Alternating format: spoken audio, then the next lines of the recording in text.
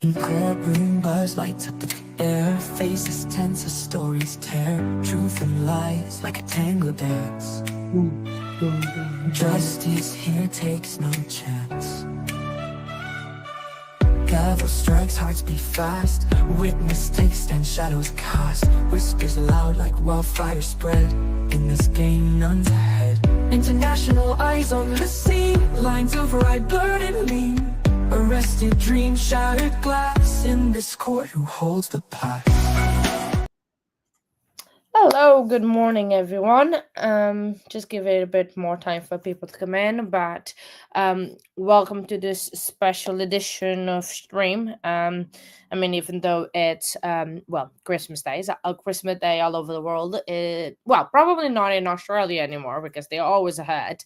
But yeah, so I just wanted to kind of either live stream this if like people show up, awesome, fair enough. If not, maybe in the future people can just watch this as a video and it's out there. And this case is kind of talked about. Even though I did forget to post about this on X, Twitter, whatever you call it, I probably need to do that. So just bear in me 1 second because I probably should have done that before this live stream started. But yeah, so I'm just like trying to see if people are out there, or maybe it's just gonna be like most of a recording out there. um um and so yeah, so today we are gonna be talking about Jeannine. How I'm not gonna say this name correctly probably throughout the whole stream, so please correct me if I'm wrong. I think it's Jaramillo. It's out of New Mexico, Laminar, New Mexico, and she was charged with first degree unaliving in the car crash that she caused out of New Mexico, and that sadly unalived a police officer and a retired firefighter that you guys see on the screen right now. So that the gentleman with the glasses is Frank Lovato. He was the retired firefighter that was driving a SUV at the time of the this accident. And then you have Officer Robert Duran that was driving the patrol car that Frank on the accident drove into. And this came about because our defendant Jeannine, she said that she good morning, Lewis Cox. Happy Christmas to you too. Uh, Nightbot is in the chat as well to chat with you while I'm like talking or anything, but just free. I'm still always keeping an eye on the chat. But so yeah. So she called. She said she asked someone to call 911, saying to the police that she was being kidnapped by this guy called Mark Lopez. I think that was his name. Sorry, I'm looking at my this guy Mark Lopez that she was being kidnapped by, and that he had a stabby thing in her hand, and that she was in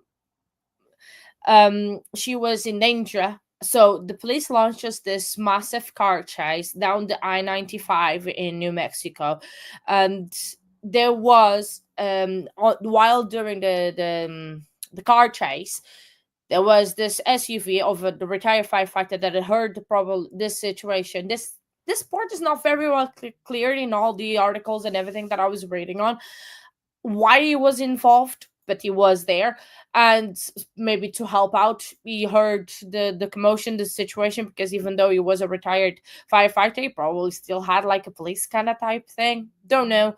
All we know is he's sadly not with us anymore, and he was involved in the car crash that this woman led. because she was driving the car, which was stolen, by the way. Just to add the note that the car was stolen, was not even her car. Anyway, so and then she's just started launching lies to the police, saying this guy Mark Lopez was in the driving seat, and that he was the one driving, he was the one kidnapping her, and that he was the one involved in all this craziness. So this also was the third time in the space of a year, of the 12 months, that Jaramillo was charged with leading the police on a pursuit, or with just this wild accusations of that this guy Mark Lopez was trying to kidnap her, trying to do something.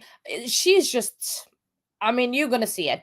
So what we're gonna do today is we're gonna watch through several compilations of a video that I was able to put together thanks to the stream from Core TV. There was two that I did not make, but put in the video. But when we come across, we're going to talk about it, but I will be pausing the video throughout long so we can talk about a little bit. But even if throughout what we are watching, just please feel free in the comments or in the chat, talk about it, and we just can go from that. But I try to find as much as I possibly can.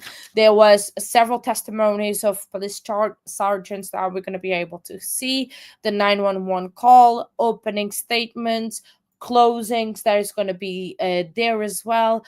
We're going to be able to watch the then at the end, spoiler alert if you don't want to hear it. No, I'm sorry, but this case is already over. It was like a week ago. It's probably made the news, but I can just, yeah. So we're gonna basically watch, it's almost the whole trial, but it is very compact because this was not really a televised yeah, so it's just like, it's not the whole trial because it was not televised. It was made at Core TV style, snippets of it. But it's an interesting case that should have been televised in the full, but sadly it wasn't. And then we're gonna go from that on now.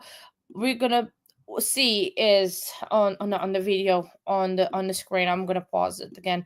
It's all the charges that she has been formally against her that was made. So she was charged with two count of first degree unaliving, great bodily injury by vehicle, aggravated fleeing, receiving or transferring stolen motor vehicles, making a false report, and reckless driving. So that was all the charges that she was charged with at the time that she got arrested about a year ago.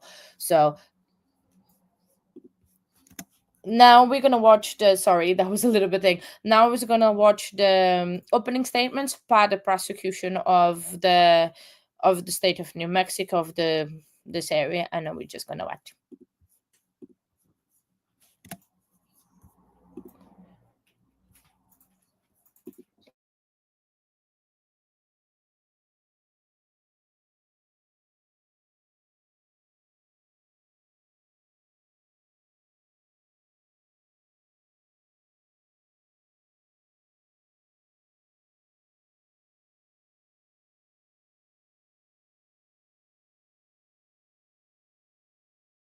Oh, sorry, hang on, sound is not coming through.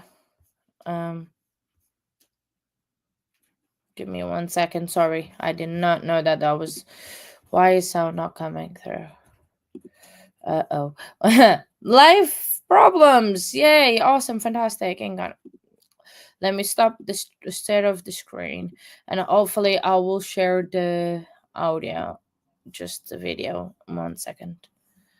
Hopefully now.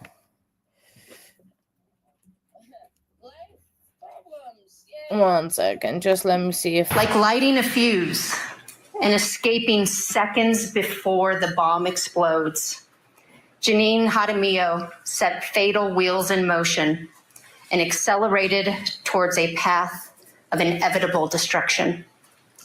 Forged in deceit, This road led to an unimaginable tragedy that impacted many, injured several, and killed Frank Lovato and Officer Robert Duran.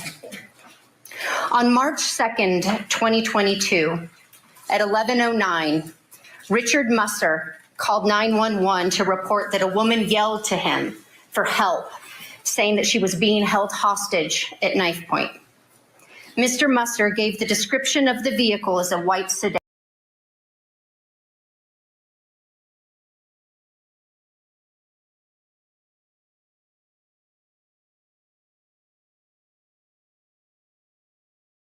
Like lighting a fuse and escaping seconds before the bomb explodes, Jeannine Jaramillo set fatal wheels in motion and accelerated towards a path of inevitable destruction. Forged in deceit, this road led to an unimaginable tragedy that impacted many, injured several, and killed Frank Lovato and Officer Robert Duran. On March 2nd, 2022, at 11:09, Richard Musser called 911 to report that a woman yelled to him for help, saying that she was being held hostage at knife point. Mr. Musser gave the description of the vehicle as a white sedan.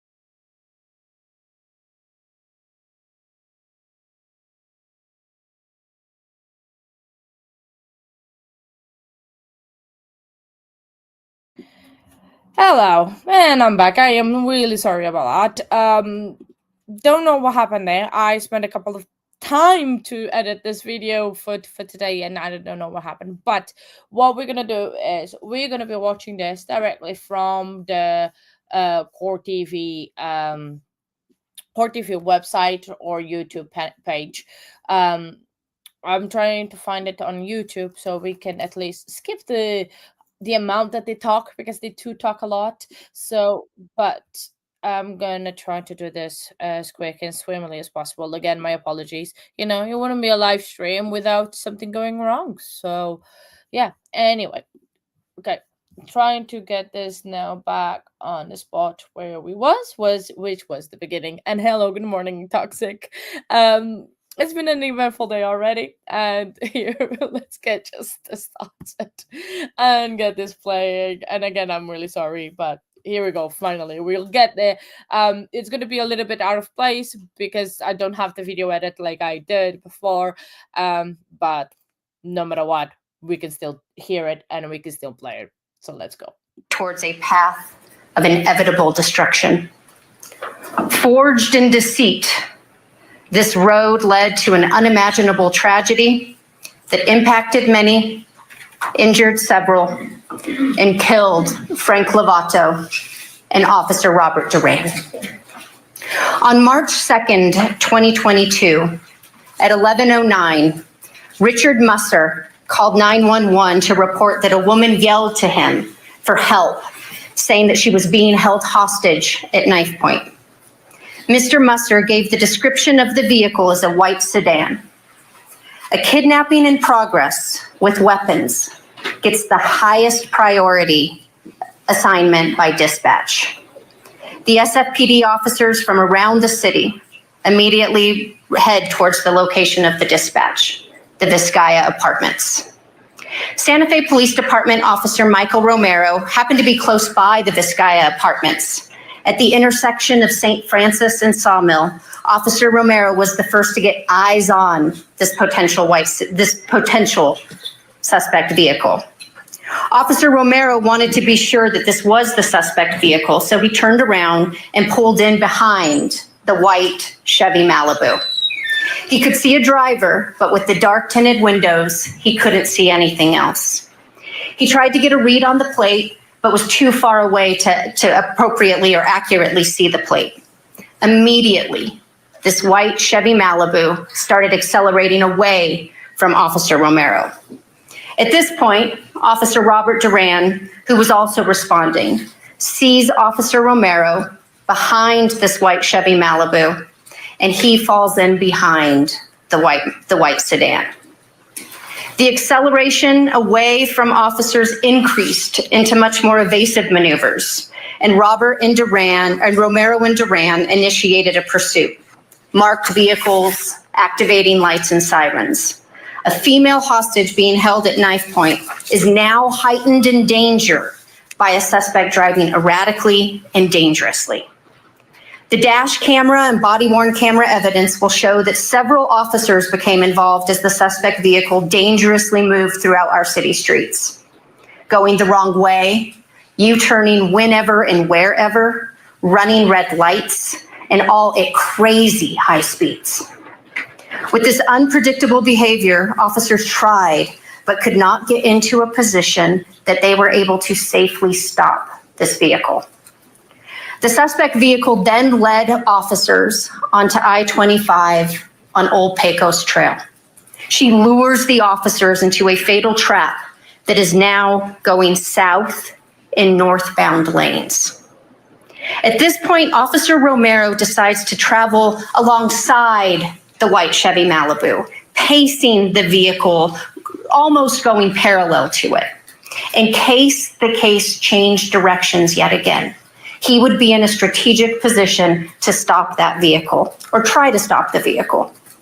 Officer Romero will tell you that the only notice that travelers had were the lights and sirens of the police units. A warning. Some cars on I-25 move out of the way. They move out of the way. Some to the left, others to the right. The white Chevy Malibu playing chicken with the lives of everybody on I-25. Light traffic, speed still at 90, are the last words that Officer Duran spoke less than 10 seconds before he comes head on with a truck driven by Frank Lovato. Frank Lovato driving a Dodge Ram that had just seconds before narrowly missed the white Chevy Malibu. A missile car driving the wrong way down I-25. This crash is captured on camera. The dash cam of a semi-truck traveling the appropriate direction has a camera that is activated and reverts in time when it registers an event on the semi-truck. An event can be slamming on the brakes, jarring, or having to maneuver the steering wheel. But this semi-truck camera reverts and captures the head-on crash on camera. The crash is also captured on the camera from Officer Montano, who happened to be third in the pursuit, traveling at what he believed to be a safe distance. You will see on these videos, from the front angle and from the back angle, that there are no words for the impact and devastation caused by the wrong way driver. All right, we're going to step aside now for a quick break, but when we come back, we'll have more of the state's opening statement in the fake kidnapping murder trial of Jeannine Jaramillo. Keep it here on Cortina. Tonight on Closing Arguments, the brazen... Let's pause him and skip the breaks because we can. And skip all the analytic stuff because we don't need that. We are our own experts. And wow, we just talk a lot. Okay.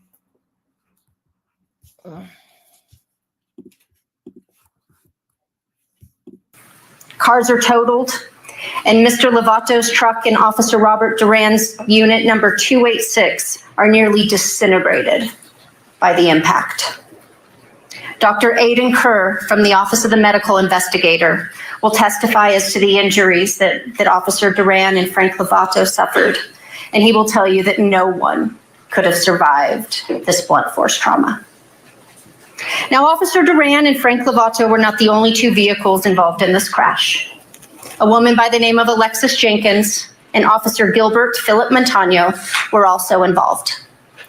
Officer Montano, as I stated, was traveling behind Norris. Officer Norris was a primary pursuing officer, and Duran secondary behind him. Officer Montano was traveling for officer safety reasons, and again, at what he believed to be a safe distance. But even from far away, he was caught in the collision, running into Alexis Jenkins, who was forced off the road by the white Chevy Malibu. Officer Montano went to the hospital with chest pain, and Alexis Jenkins will describe the permanent injury she suffered as she was just starting her way home to Colorado Springs after a girls' weekend in Santa Fe. Other civilians in the direct line of fire of the white Chevy Malibu will testify as to what they saw and what they witnessed, fearing that they or someone behind them would be next. With the bomb set behind it, the Chevy Malibu didn't hesitate as it accelerated again away from the impact and the debris. Moments later, the Chevy, still traveling south in northbound traffic, comes head on with Benito Salas, traveling in the northbound passing lane. Not knowing what hit him, wondering if someone's windshield may have flown off. Was he on the wrong side of the road? He wasn't sure as the Malibu sideswiped his driver's side. Mr. Salas was rendered unconscious, and when he came to, he was engulfed in white. He felt warm. Mr. Salas thought he had died, but the white were his airbags, and the warmth was his coffee that had spilled in the collision. Luckily, Mr. Salas suffered only minor injuries, protected by the weight of his GMC truck.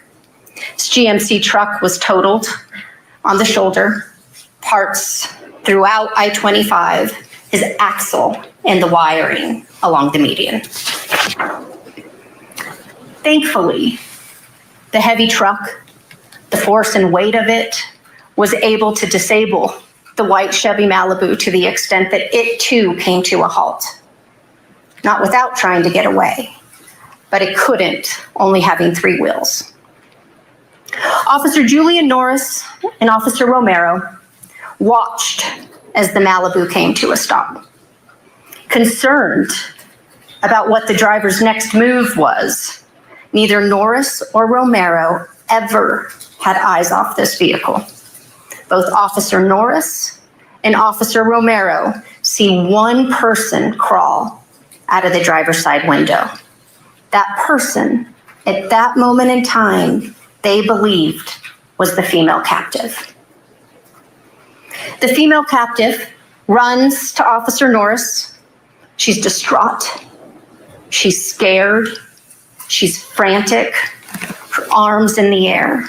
She's screaming, "He tried to kill me. He has a knife. He poured gasoline all over me. He has a gun. He beat my head."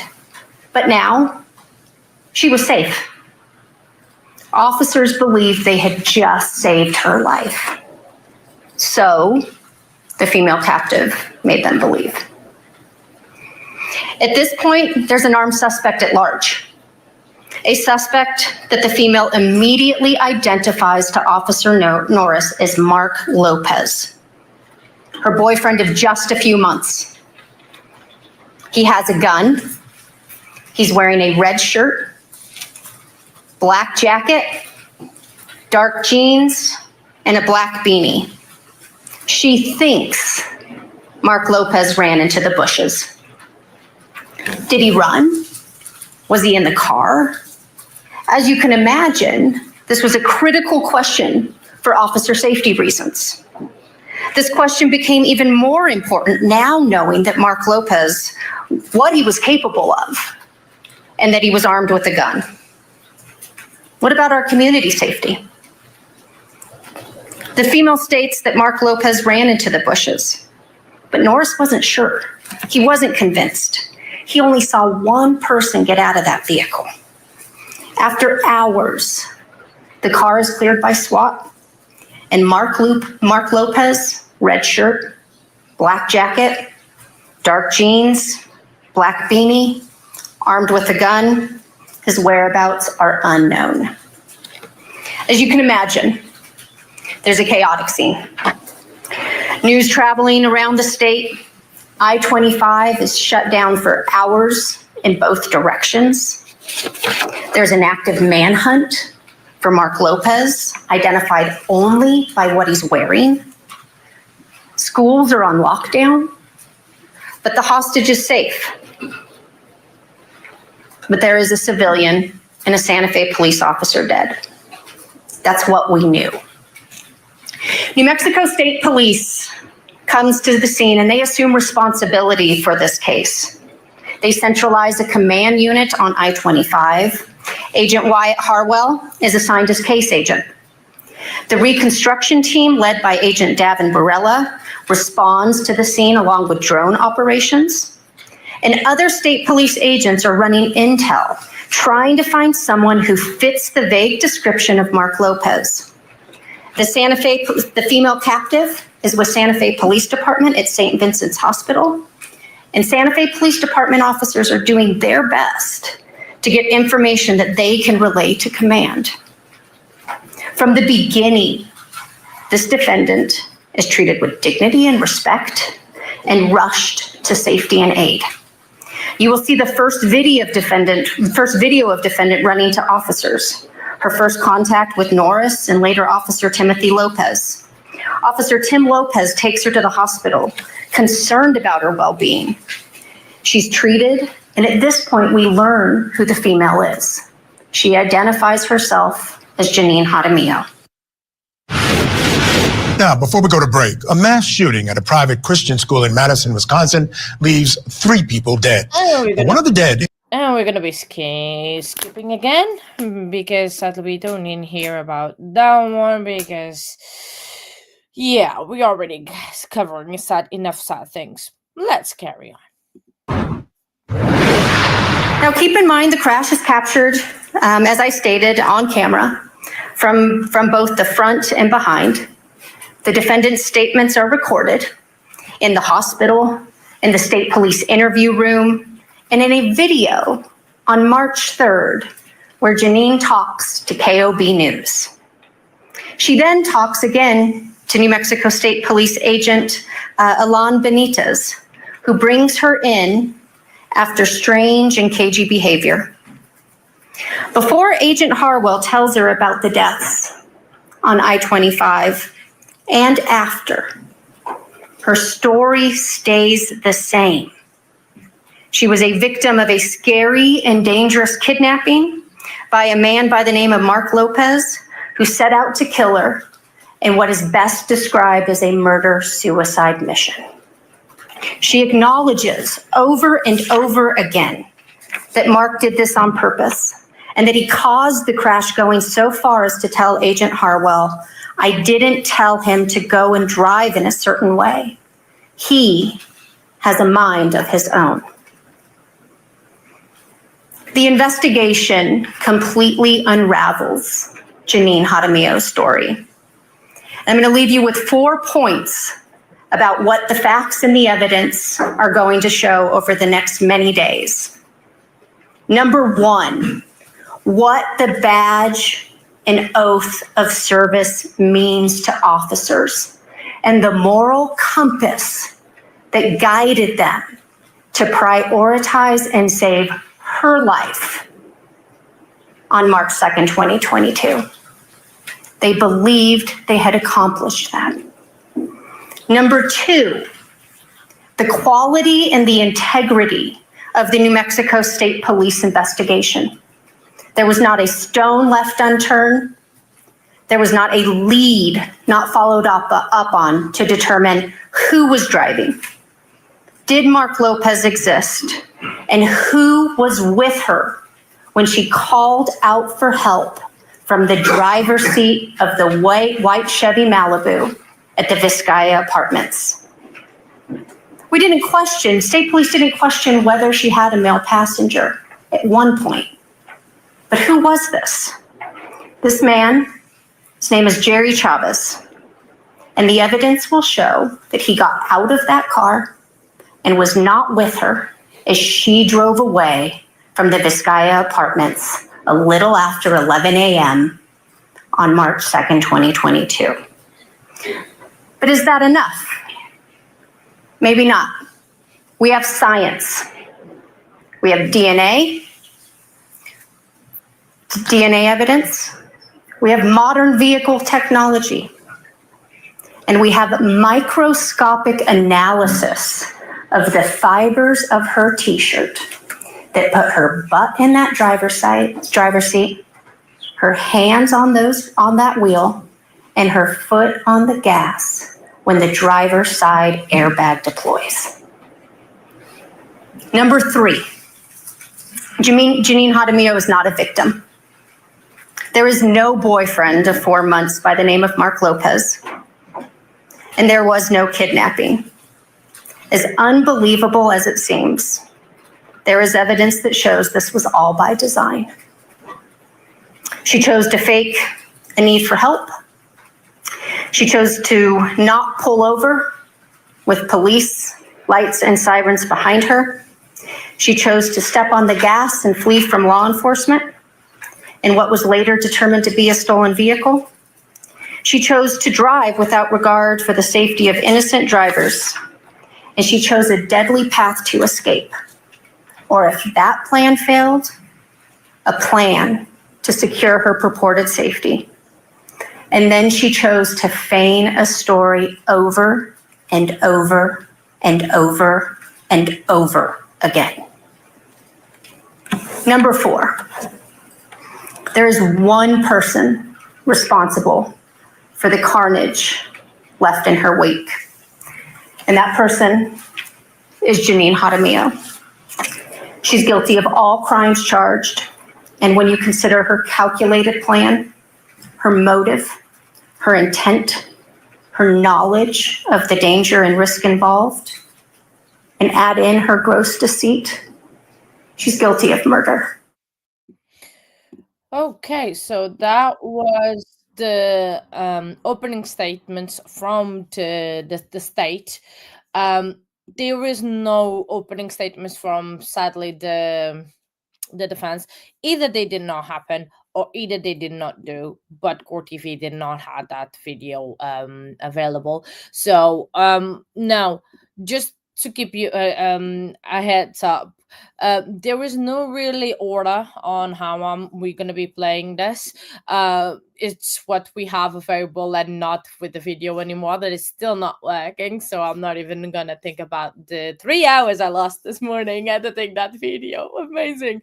But anyway, this first one, that video that we're going to watch is going to be the excerpt clip of the witness who called the 911 at the trial. So basically, the person that Jeannine asked to call 911, saying that Mark was staking her in the car, that it was against her will. So absolutely, yeah. Well, Court TV, but the thing is, interesting enough, that we're gonna see it later. Court TV has both closings, but only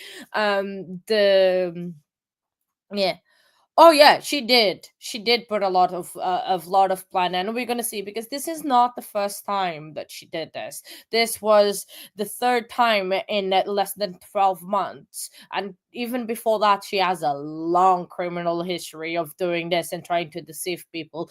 Obviously, the usual is involved: alcohol and happy pills that are involved on the whole situation, but.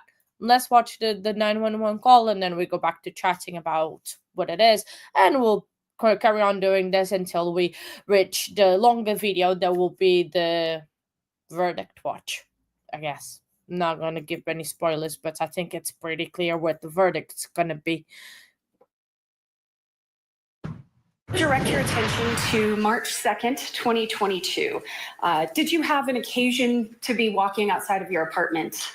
Yes, I was about ready to run an errand, and I got to my car, and this white Malibu pulled up in front. It was perpendicular to the front end of my car, and so I couldn't go anywhere. Okay. The lady. Let me stop you there. That's okay. Approximately what time of day was it? Somewhere between 1:30, 2 o'clock. Okay. Could it have been as early as about 11? Pardon me? Sorry, I know you have a hard time hearing. Could it have been as early as around 11 a.m.? I don't think so. Okay. And you said you were about to go to the grocery store? Right. Okay. Just run an errand. And you saw a white Chevy Malibu? Yes. And describe again, I think I interrupted you, how it came to your attention. Okay. My car was parked I back up into the parking lot and parked my car under the tarmac.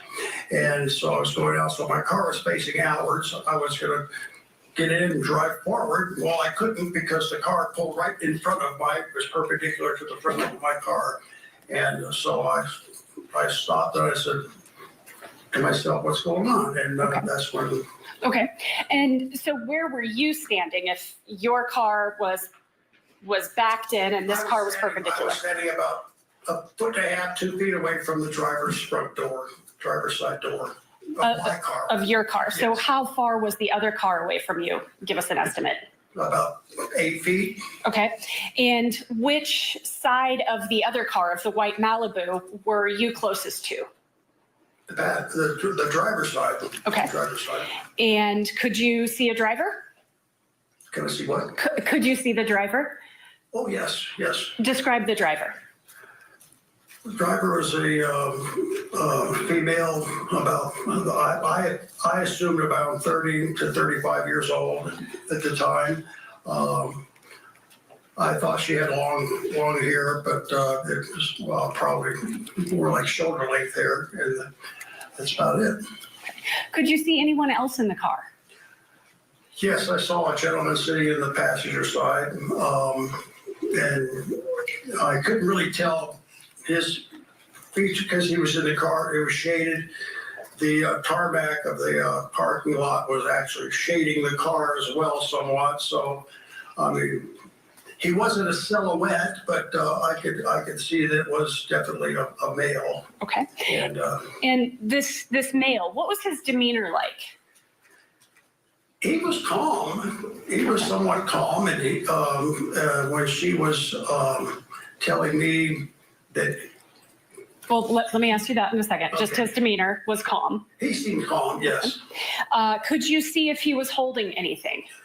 It looked to me like he was holding something about the size of a billy club. I'm not saying it was a billy club, but I'm using that as a measurement. Okay. Tool. Let's get a little more specific on that. So how long would you estimate this? Maybe 18 inches, 12 inches, 18 inches, something like that. Okay, so a foot and a half-ish. A pipe, Okay. stick. A pipe, a stick, something along those lines. Yeah. Okay. And what was the demeanor of the driver? She seemed a little anxious and somewhat excited. Okay. Like, well, she was telling me, could you help me? Could you call the police? Okay. He's going to hurt me, kill me, or whatever. Okay. And could you see that he was threatening her in any way? No, he wasn't. And you said she asked for help from you. Did you give her help? Help her by calling the police or getting help from someone or helping with him, which I was not going to intervene. Okay. Did she seem injured at the time? No. So what did you do? Well, as she was shouting at me to get help and all this stuff, I was backing up. I was backing away from my car, and I was reaching for my cell phone. I said, ma'am, I will call 911. And I said, I picked up the phone, and I got my phone, I picked up, I started calling 911. And she was still saying some stuff, but I wasn't paying attention. So I was backing off. Okay, just one second. I'm going to approach the defense.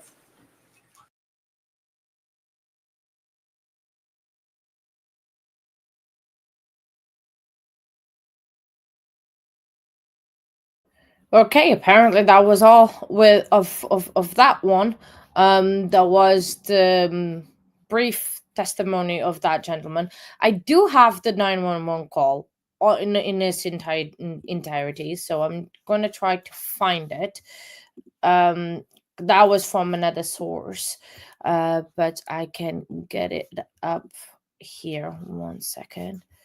Let me see if I do that. Do this, and then I can play it. 911 calls reveal more about a deadly crash that killed a Santa Fe police officer and a retired firefighter. They paint a terrifying picture for those involved. Take a deep breath for me here, okay? Take a deep breath. I will. I know they're dead. Drivers frantically calling 911 after a woman police later identified as 46-year-old Jeannine Jaramillo causes a crash, killing Santa Fe police officer Robert Duran and retired firefighter Frank Lovato. It all started at the Vizcaya Apartments off Sawmill Road in Santa Fe, where Jaramillo asked a man to call 911. There's a lady out in my parking lot here at the Vizcaya Apartments. She asked me to call the police. Somebody's in her car, won't get out. She says he has a knife held on her. She's now leaving. She's in a white Malibu. Within 8 minutes, officers spot that vehicle and a chase begins. Callers describe what happened to them during the chase that went the wrong way down Interstate 25. I had to pull over before a white car almost hit me, and then 5 minutes later, he's on the opposite side. Another Santa Fe police officer injured in the chase calls dispatch moments after the crash. Are you okay? I mean, I know you were involved in the crash, but is there any sort of like entrapment or anything like that? Yeah, 286 is entrapped in his vehicle right now. 286 is entrapped? Yes. Okay. Are you out of your vehicle? I just got out of my vehicle now. Prosecutors have added deprived. Okay, so that was the snippet of the 911 call. It's very very choppy because Core TV only has little bits here and there, and they don't release everything. Now, moving on to the next bit that we do is the dash cam from the truck drivers that you got mentioned in the opening statements of by the prosecution of the trial. This one, it's a bit longer, so hopefully we'll have everything in it. So it's just some eyewitnesses testimony out of the accident, that was what happened, because they were driving in the I-95 where this whole car crash, hot pursuit, wrong way crash happened in New Mexico.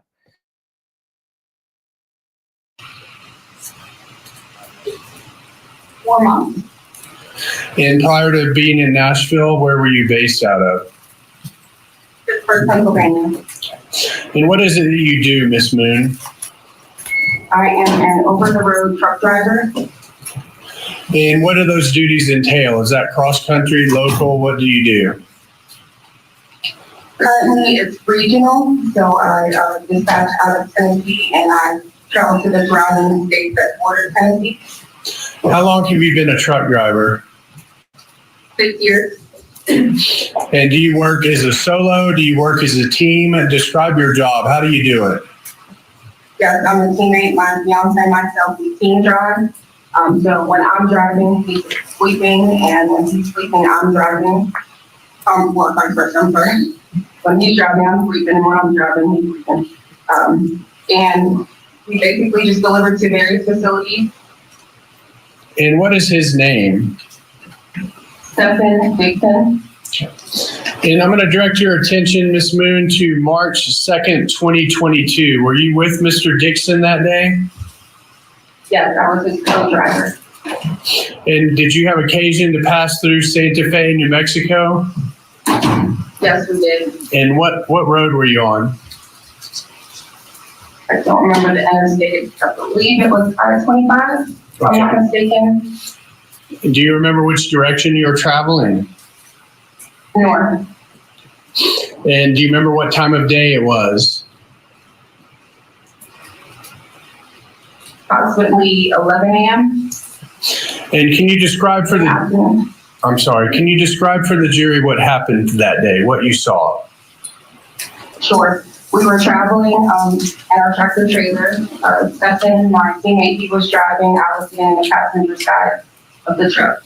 I had just finished driving, so I wasn't quite tired enough just yet to head on back to the sleeper berth and go to sleep. So I decided to just stay with him to pass the time and see Santa Fe. I've never been in Santa Fe, so I just wanted to see the surrounding areas.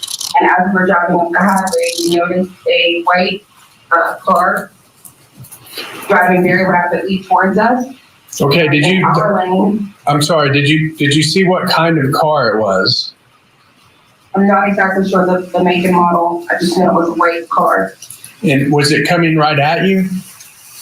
Yes, it was in our lane of traffic. So they were heading in the direction of us, facing us onto the wrong side of the highway. And how fast were you traveling? We were at top speed. So at that time, we go 68 miles per hour. Do you have any estimate on how fast the white car was coming at you? No, I don't have an estimate. I just know that it was very fast, almost simultaneous with us. I would say around the same speed. Did you notice anything particular about the white car? Just that it was traveling very fast, and there were police following it, and it was on the wrong side of the highway coming towards oncoming traffic. Were you able to see into the vehicle through the front windshield? Not that I can recall. I couldn't see a distinct figure. I just saw a figure.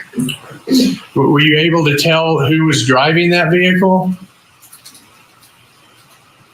I couldn't pinpoint a face, but it looked like a woman.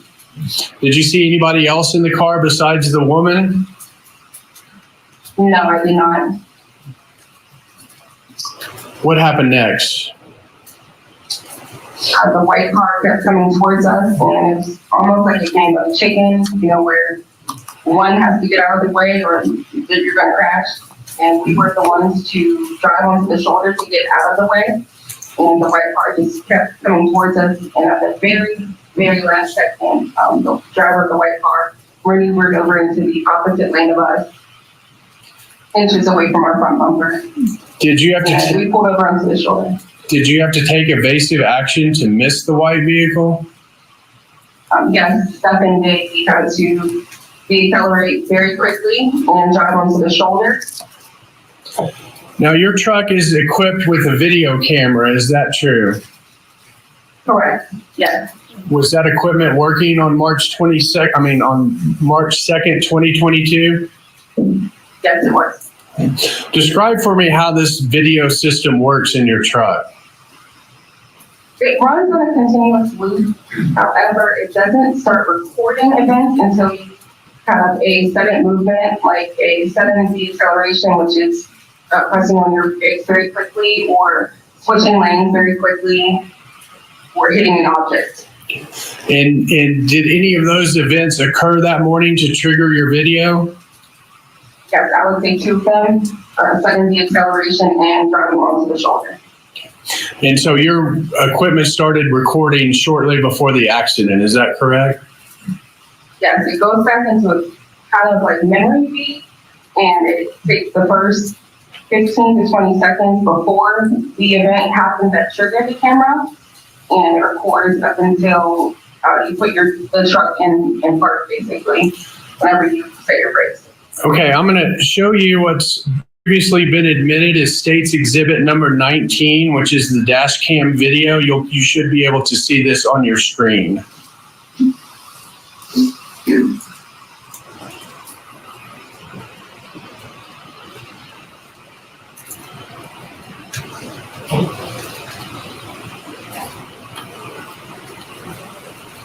Are you able to see the video? Yes, I am.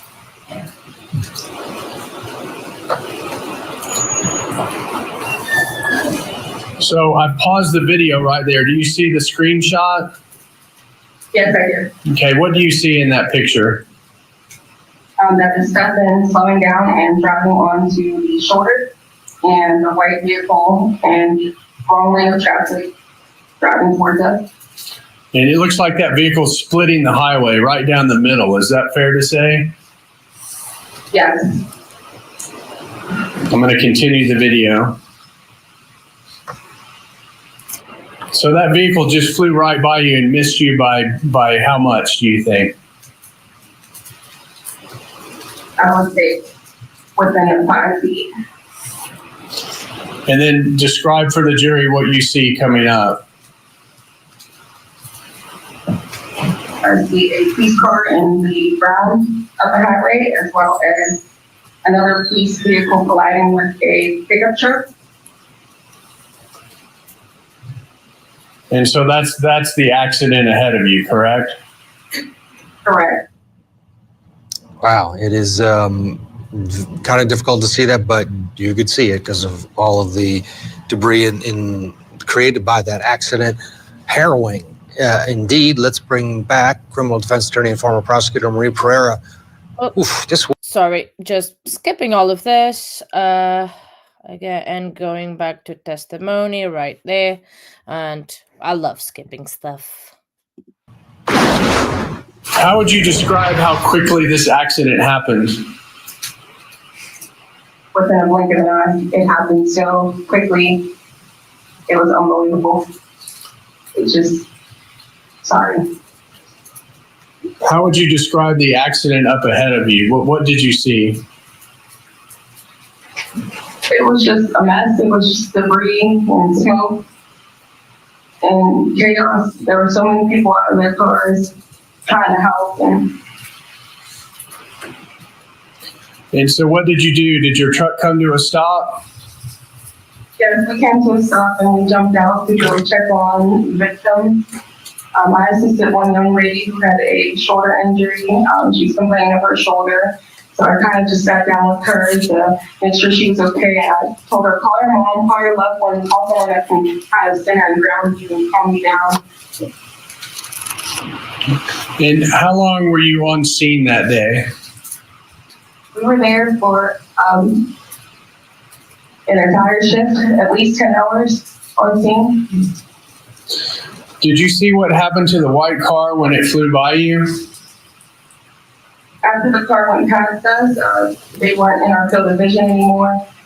We couldn't see past us. We just saw other occupants of their vehicles stopped on the sides of the shoulders or in the middle of the highway or on the shoulder. Did you have any warning that that white car was coming at you? No. It happened in a blink of an eye? In a blink of an eye, it was just like, it just appeared out of nowhere. What were you thinking when you saw a car coming at you head on the interstate? I was thinking about my kids, and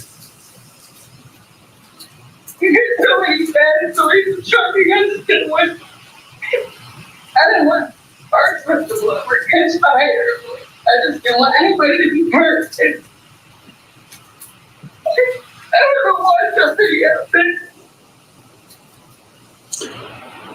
Is it fair to say that this incident still affects you to this day? It does. It makes me very nervous. One of the reasons why I don't travel in New Mexico at all in the truck. I don't travel outside. I try to stay as close to home as possible. Thank you, Ms. Moon. We'll pass the witness. No question. All right, you're excused. Is there? Yes, Ms. Moon, could you maybe get Mr. Dixon to replace you in the truck so we could have questions with him, please? Yes. I'll be right back. Okay, her driving partner, Mr. Dixon, who was driving at the time, is going to be the next witness. Marie. 1 second while they swap, seats, which this happened already. We'll skip to that part where they go back to court. Oh, and just about there. Exactly. See, getting a pro at this.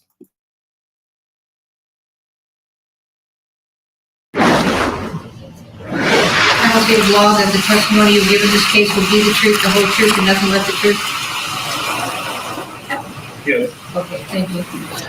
Would you please state your name, sir? Defendant Dixon. And Mr. Dixon, how are you currently employed? I'm a truck driver. And where do you reside? Tennessee. And we've just heard from Ms. Moon testimony in this trial, and I'm going to direct your attention to March 2nd, 2022. She's previously testified you were driving together in the truck. Is that correct? Yes. And were you the driver that day? Yes, I was the driver. Do you remember where you were going? No, I don't remember exactly where I was going. Did you have occasion to drive through Santa Fe, New Mexico? Sometimes. On that specific day, on March 2nd, 2022, were you passing by Santa Fe, New Mexico in your 18-wheeler? Yes. And you were with Miss Moon that day, correct? Correct. Can you tell the jury what you remember, what happened that day? While we were driving, I think it was northbound, I-25. I was just driving. And then next thing you know, a white car is in my lane coming towards me. So I swerved to get out the way. While that was happening in front of me, there was another truck that crashed into, which was believed a police officer, but I didn't know until we got on the scene. And would you say it was instantaneous when the white car flashed by you that the accident happened? Yes. How quickly did it happen? Can you describe it for the jury what your impression was? I want to say the car flashed by me, and then right as the car was going by me, the explosion happened. Okay. Explain explosion. What did you see? Two cars going at least 65 miles an hour collided head on, which made a loud explosion. How fast do you think you were going, sir? I was going about, I would say like, at first I was going 68. And then as I seen the cars come towards me, I slowed down to probably about 55 as I was getting over to the shoulder. And did you come to a stop? Yes. And what did you do next? When I came to a stop, I got out and I checked on the passengers of the explosion. Well, when you went to the officer's car, you couldn't see him at all. It was too much wreckage. So we checked on the other guy that was in a pickup truck and pretty much watched him take his last breath. And what did you do after that? I then got back in the truck, called 911. Now, Ms. Moon has previously testified that you had an onboard camera, a dash camera on this truck. Is that true? Yes. And was it operational that day? Yes. I'm going to play you what's been marked State's Exhibit 19, which is a copy of that video, and ask you to look at that, please, sir. Is this the view that you had that day, Mr. Dixon? Yes.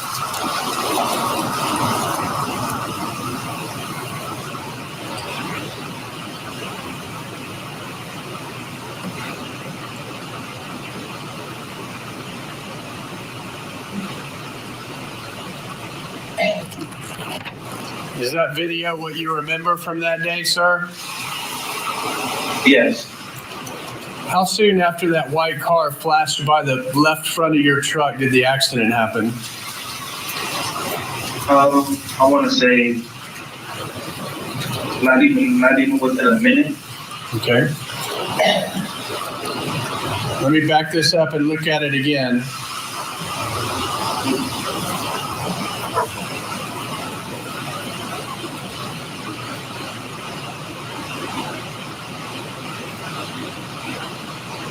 So there's the white car that just passed you. Would you say that that's seconds and not minutes? Yeah, definitely seconds. It was instantaneous, wasn't it? Injection waiting. Yes.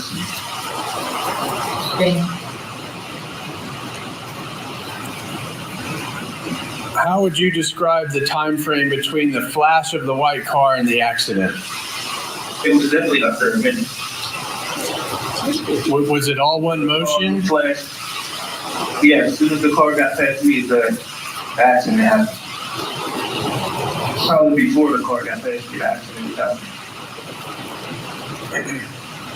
We'll pass the witness, Judge. Good afternoon, Mr. Dixon. Good afternoon. So,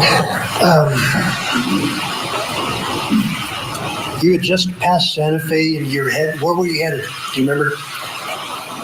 No, I don't remember where I was headed. I was leaving Arizona, headed to, I don't remember, I think it was Nebraska. Okay. How would you describe the traffic that day? Traffic was light. Wasn't too much traffic. Okay. When you saw the white car pass you, did you see police officers following? No.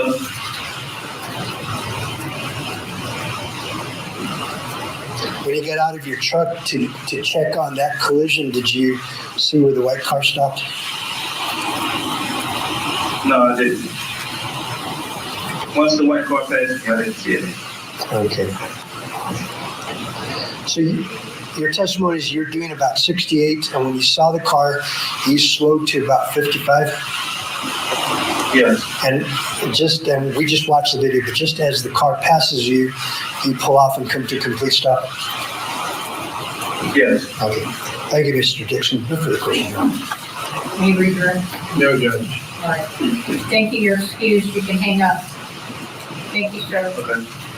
Okay, so that was the two eyewitnesses' testimony from the because they were passing the car going in a wrong way, and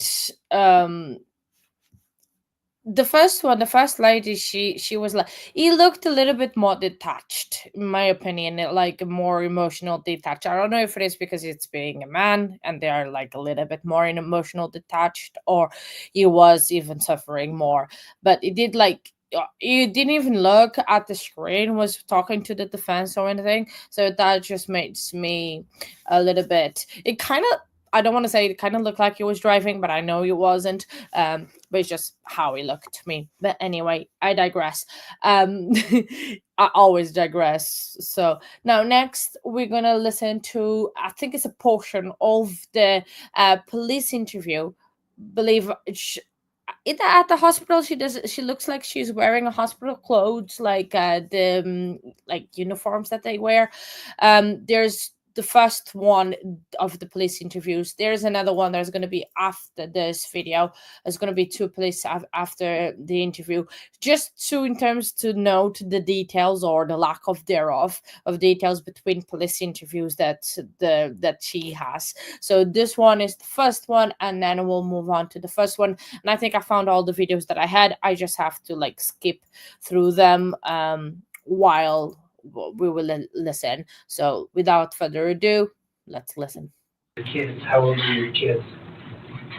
Oh, my kids. My youngest one, he's 13. No, wait. My youngest one, he just turned 11. And where is he at? He's with my daughter. And they're my two boys are with him. Are with her. Their third one just turned 14. And this my little boy, my youngest one, turned 11.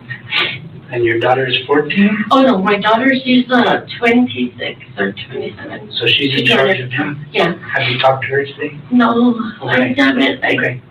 Well, we'll make sure that happens. You no concern over your son or daughter? No, but no. They're okay? They're fine because, yes, they're very, my daughter is so good. And then just the two kids? Are with her, yeah. Can I get the tissue? Yeah, let me step out of breath. Sorry. No, you're fine. When he was hitting me in my head, he knocked me out because, like, I remember I saw, like, real weird dizziness and real strange, my vision, and then it was all black and I was out. Now, where was this when this happened? He was outside of his friend's house. His friend's house? Mike's house. Do you know Mike's last name? No. Okay. They just told me their first names. So what happened next?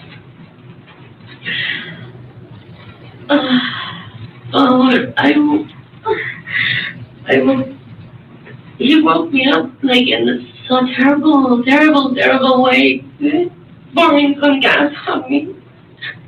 He smelled it, and then I felt like the cold going on my clothes and everything. He told me he was gonna burn me. Okay. He said he was gonna set me on fire and I was gonna die. Like he was gonna kill me. Okay. He didn't, and I'm glad for that. Yeah, I don't know what happened. I don't understand I can't understand everything. Like, it's hard. How long have you and Mark been dating? Oh God. I've known him like 2 to maybe 4 months. Not long at all. That's why I don't even know what's going on. Like, I mean, how this person I didn't know kind of knew that turned into an evil person, and he was not like that. Where is he from? He said he was from Santa Fe, he told me. He told me he wanted to take me out here to stay with him for a little while, and the friends, that it would be okay, and we'll be happy and have a good time, and I agreed to it. I mean, I told him, give me some time to think about it. I thought about it for like about a week, like he gave me about a week. He didn't always go see me, like, you know, we didn't see each other like every day or nothing. Would you consider yourself his girlfriend? I thought, yes, I would, because, like, I thought that, I mean, he was telling me to go stay with him, you know, like, that's why I was, like, so, it was so unbelievable to me, like, I don't understand what happened, what's going on, I don't know how it could come to this, because just from smoking the blue, I know they're very terrible, but, well, they do kill, so maybe they just, I don't know what made him want to do this to me. I mean, just because I wanted to go home. Had he done anything like this in the past, maybe? Those 2 to 4 months? It's important in our job to make sure we have the right people. I'm curious to know if you know Mark's last name. Oh, Lopez. Yes. Lopez? Yes. And,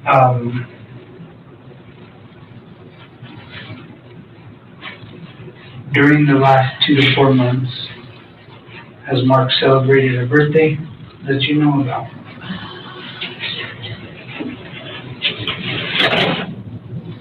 I think,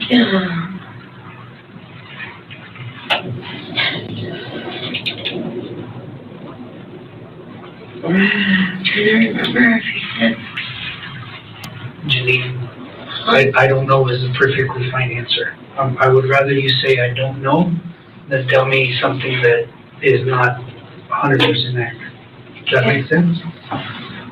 I'm just trying to remember because there's so many things like going through my head right now. Is he older than you or younger than you? He's younger than me because he doesn't look older than me at all, and I think he lied to me about his age. And how old are you? I'm 46. Okay, so you think he's younger than 46? I do. He looks younger to me. He told me he has like 2 kids. 2 kids? Yeah. Did you ever see him? No. He didn't ever even show me a picture or nothing. He didn't. Was there any? I think he said there were 2 boys. 2 boys? Okay. Did you ever go to his house where he lives? In the 2 to 4 months? He didn't take me there. He didn't take me to his house. He said I was always helping a friend out, do some work in Albuquerque. Okay. Like building some house for him, like they were getting it together. So I was happy for that because he was doing, he has like working, but. Was he married? No. Did he ever talk about being married? He did talk about it. He did. He talked about it. Oh my God. Sorry, I'm so confused. I'm confused.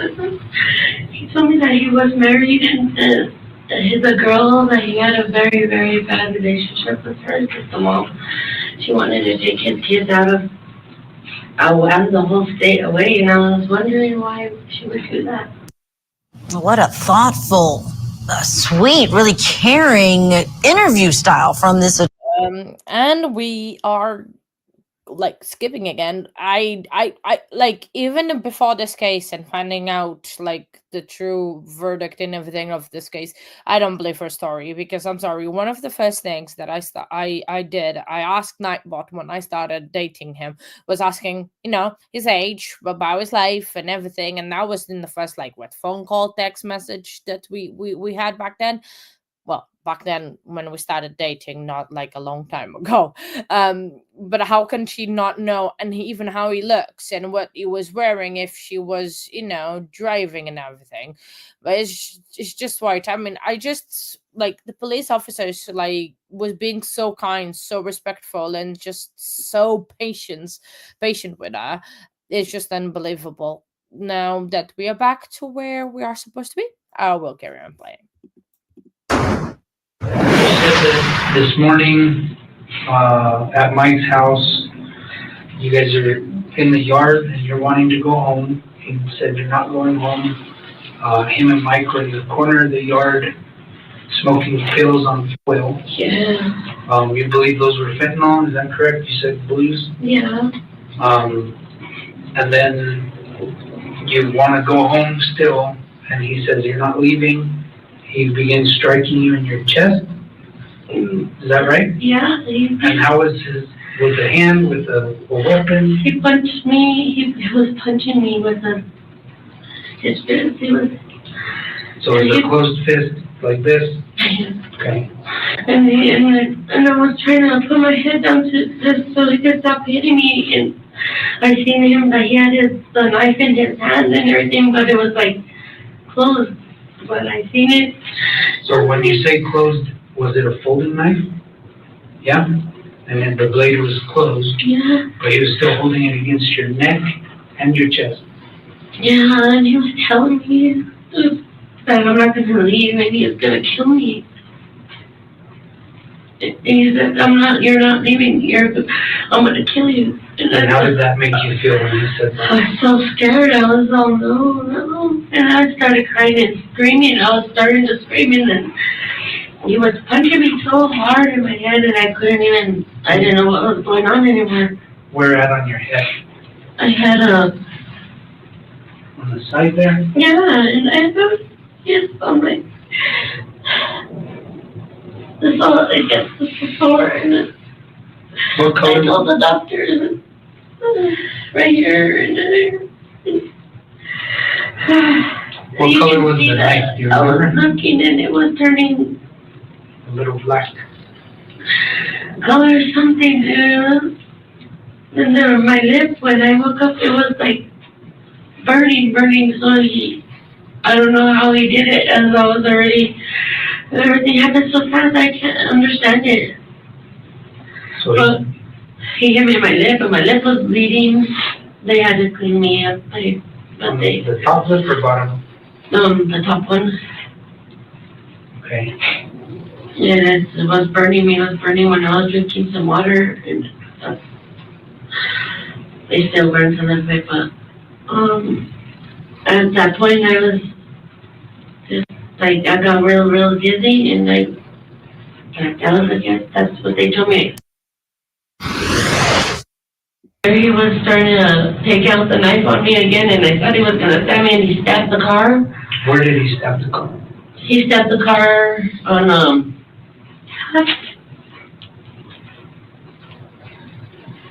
because he went around the car, he went out the car and got around to my side. He opened the door and he was like, oh, going to try to choke me. He was choking me. He was choking me and telling me that he was going to kill me. And then he moved off me and he got the knife. I went to the driver's side and jumped over to the driver's side, and he got into the passenger side, and then that's when he tried to, I thought he was going to kill me at that point, because he put the knife right into the door of the driver's side. Okay. That's what happened. And then when I started the car, and I drove, because he was in there, and I saw the man, there was a big apartment, and I don't know, and I know people saw him then yelling and everything going on. This man, I don't know who he was, but thank God he called the cops. He did. He said, I'm calling the cops, I'm calling them. And I said, yes, call them, because I was crying, and he...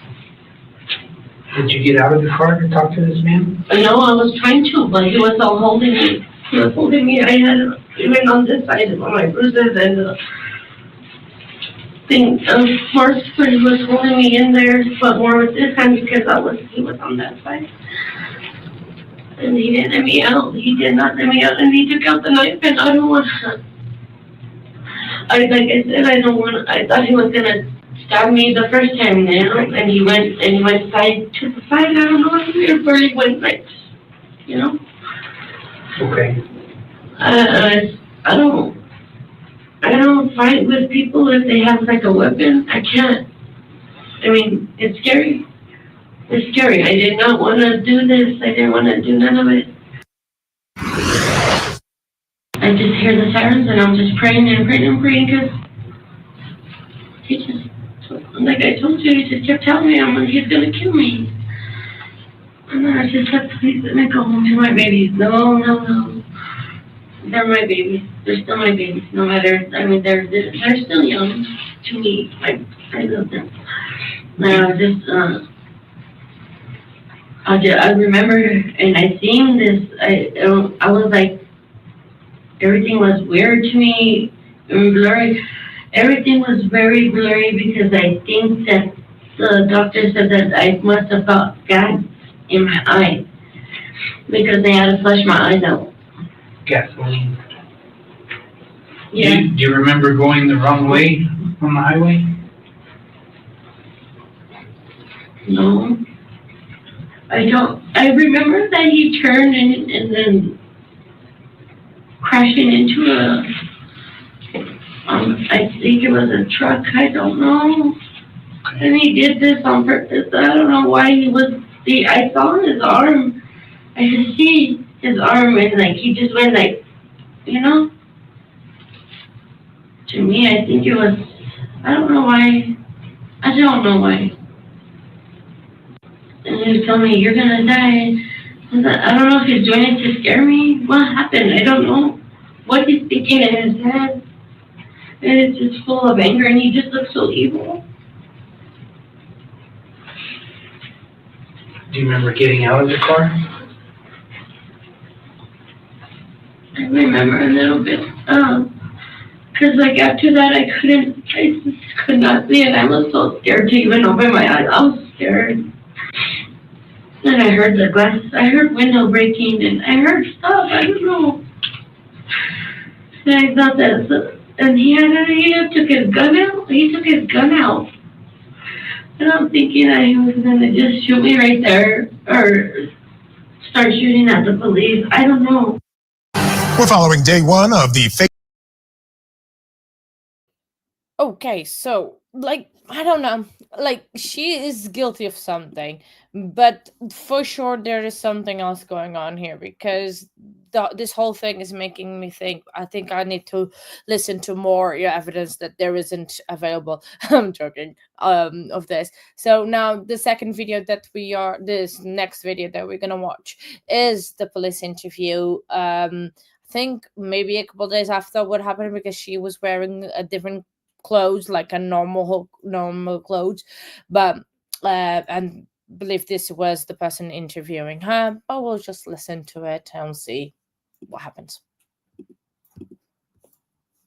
I just need to press the button to have sound. Hang on. I was informed by my sergeant at that time, Sergeant Jorgensen, that there was an arrest warrant for Jeannine Jaramillo and one of officers, New Mexico State Police officers and agents had been or were planning an operation to arrest her, and I was tasked to interview her after her apprehension.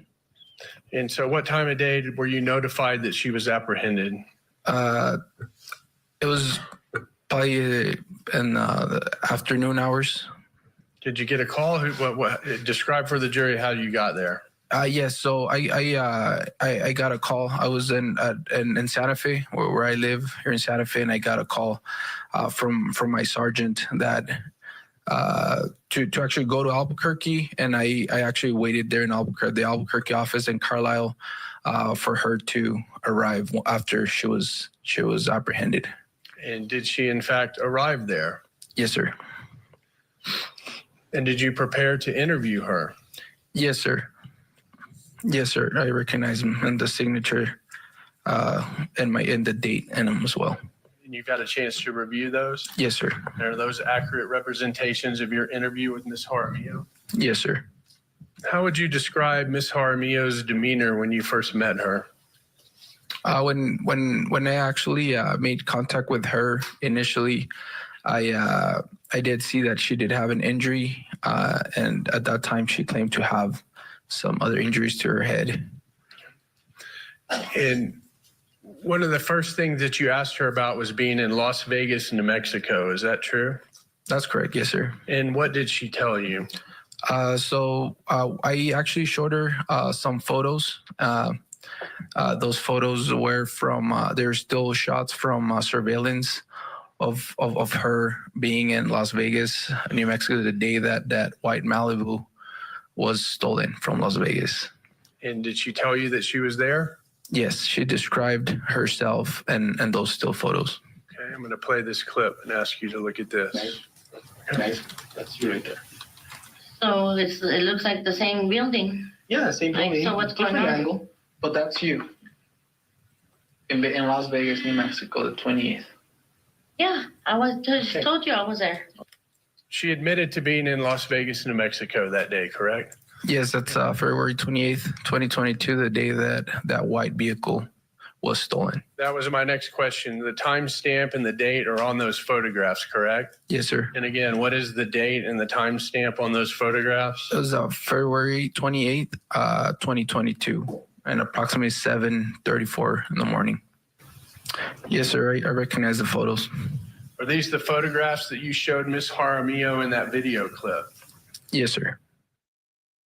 I was walking in Las Vegas when I left my friend's house, okay? Yeah. What's the big deal about that? So that's where the car was stolen. Right there? White, yeah, the white. Where I was walking. In Las Vegas. In Las Vegas? Yes. But are you sure it was stolen from right there, that parking right there? So she identified herself to you as being on the street where that car was stolen, correct? That's correct, yes, sir. The same morning it was stolen. Yes, sir. In the last clip. That vehicle. Oh. In Santa Fe. That same vehicle? Well, that's smart, you know? That's his car. That's his car. He told me it was his car, and then they told me it was a stolen car. It's not my fault that this happens to me all the time. That's what happened to me before in a different. That vehicle. Oh. So she says Mark. Who's Mark? So Mark is a person that she described that basically kidnapped her that day.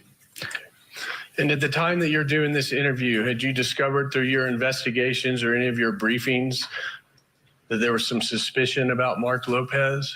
Yes, sir. So before this interview, I was aware that her sole DNA was found on the airbag of the vehicle that was involved in this crash, and also that the scales that are used in the vehicle to measure people that are sitting in the different seats, there was only one sole occupant. Would it be fair to say that your suspicions are on high alert at this time? Yes, sir. Especially because her statement, it was that she wasn't driving, and then she kept changing that from that she wasn't driving, and then that she was in the driver's seat. But with the evidence we had from the vehicle, we actually found out that she was the sole occupant and she was the driver. Did she ever admit to you in the beginning that she was driving the vehicle? Yes. I'm going to play for you clip 4. Never lied that he was not. Okay. He was there because I got to the driver's side to try to get away and get help, and I did. I did. Stop right there. Stop right there. All right. So you drove away after talking to that witness. A little bit. Never lied that he was. So you asked her that she drove away after talking to the gentleman in the apartments, and she said that she drove away. Yes, sir. And did you believe her to be the sole driver of that car at that time? Yes, sir. Did she continue to change her story? Yes, sir. Did she bring up Mark Lopez again? Yes, sir. Now, real quick, I noticed that she's in there by herself. Did you take a break? Yes, sir. So at that time, she requested to take a break of the interviews, which we did, and we did. I left my lapel camera inside the room. Okay, so she was aware that she was on camera, right? Yes, sir. Oh, and let me ask you, since I didn't start with this, and maybe I should have. Before you started questioning her, was she Mirandized? Yes, sir. She was read her rights? That's correct, and she waived her rights. And she agreed to talk to you voluntarily, correct? Yes, sir. So what do you think about this case? Let us know. Well, what I think about this case, it's wild. She is crazy. And yeah, let me see if I can do this. I cannot do that.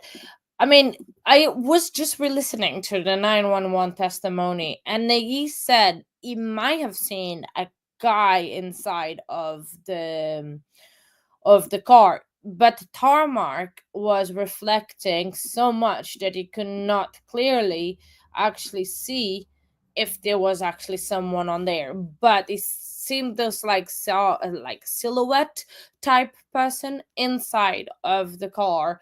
That could have been a male. So don't know. And he also said that she had like shoulder length hair. She's clearly doesn't, but probably was not the best description. But then on the on the video, the transcription of the 911 call said that she was calm, and that the guy she had asked him very calmly to call the 911. I mean, if you are being kidnapped, you're not very calm anymore.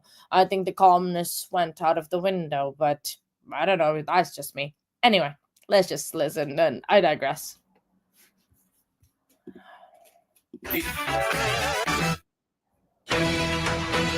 Where a trial, Lindsay, back in jail. Continue to keep you updated. Kidnapped by a man in a car. And where this Stupid guy. I hate him.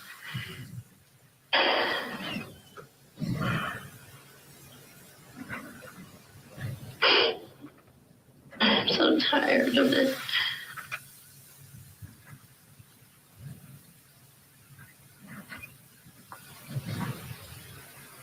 They need to. So in that clip, she's talking about who? Mark Lopez.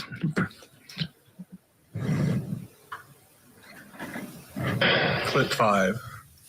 My head still hurts. I hate him. I can't believe he hit me in the head.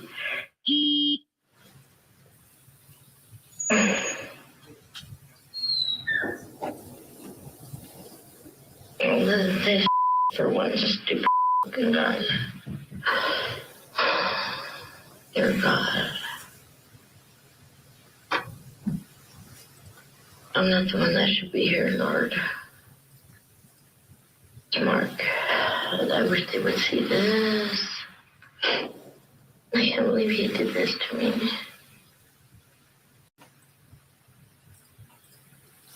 I hate him.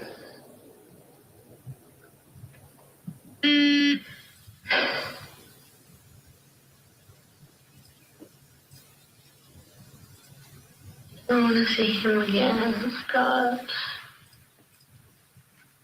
Please help him understand. Mark did so much wrong to me.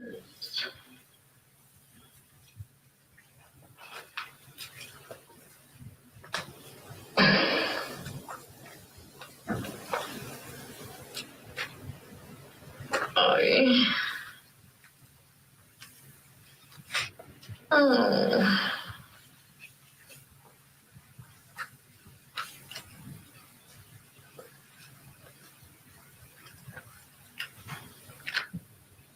So she keeps talking about Mark Lopez, correct? That's correct, yes, sir. And at this point, was it your belief that there was no Mark Lopez? That's correct.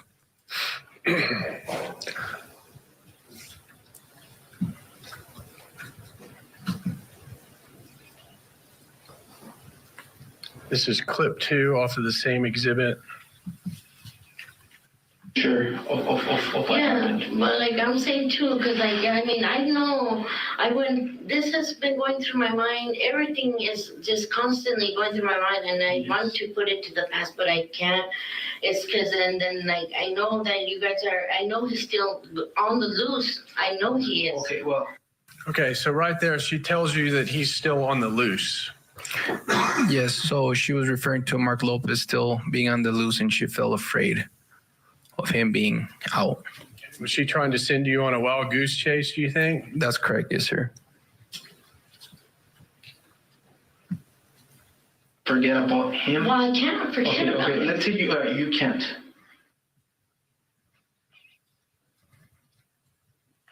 Did she tell you that Mark Lopez was driving during the accident? At some point during the interview, she did. And I'm going to play for you clip 1 from this exhibit. Mark did this on purpose, and like he went like this to the wheel. How would Fernando know if he wasn't there? That's what I don't know. But Fernando doesn't know the truth because that's not the truth. Now listen, I saw Mark, myself, and everything's blurry, okay? I see him breaking into this vehicle, and it was like a truck. I mean, I could barely see it. So you saw that vehicle? I saw a little bit of it. Like, I mean, I could barely see. Okay, I had gasoline in my eyes. How did you see the vehicle? Like, what were you doing? Where were you at when you saw this vehicle? I'm moving around all over the car because he's all driving crazy. I mean, I'm all over. Hold on, if I recall correctly, you said you were on the floorboard. How did you see this vehicle?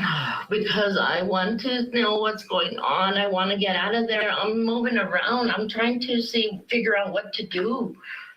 I'm going crazy, all right? I'm scared for my life. I want to get the hell out of there. If you're moving around and you saw this vehicle. Not really just moving because I want to. I mean, I'm moving because he's all over the road and I'm getting pushed around, thrown around in the car. Okay, have you been in an accident? I've been in an accident. Okay, you don't sit still all nice and neat, all right? Okay. Especially if you don't have a seatbelt on. Okay? During the accident or before the accident? So she's continuing with her narrative that she's been kidnapped, correct? That's correct, yes, sir. She was telling you that she was a hostage?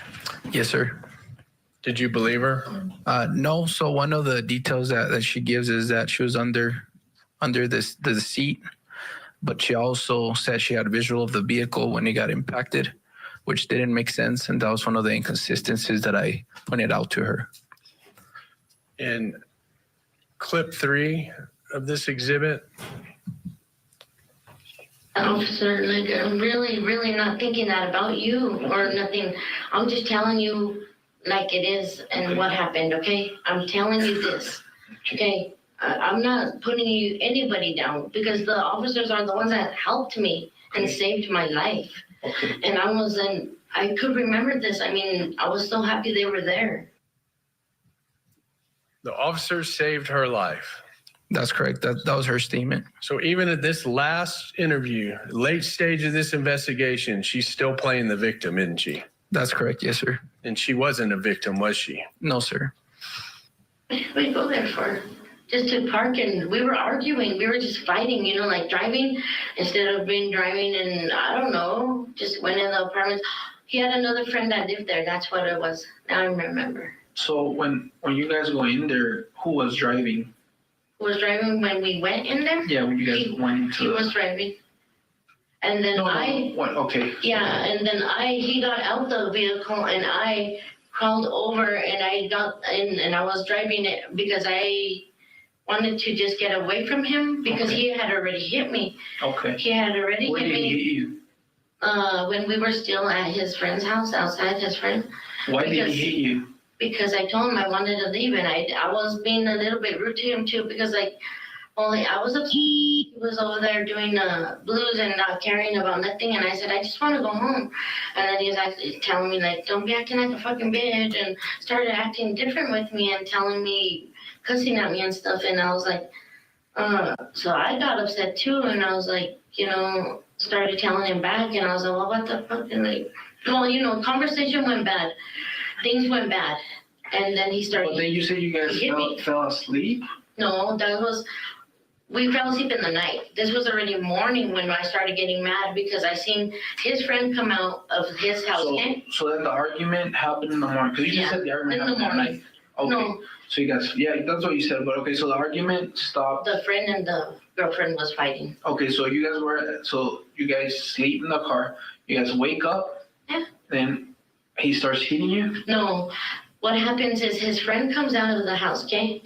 And he says, and he was already getting out. He's like, go out there and smoke a cigarette. And I was like, okay. So I'll start wanting to get ready or something, change my clothes, whatever. And he got out of the car?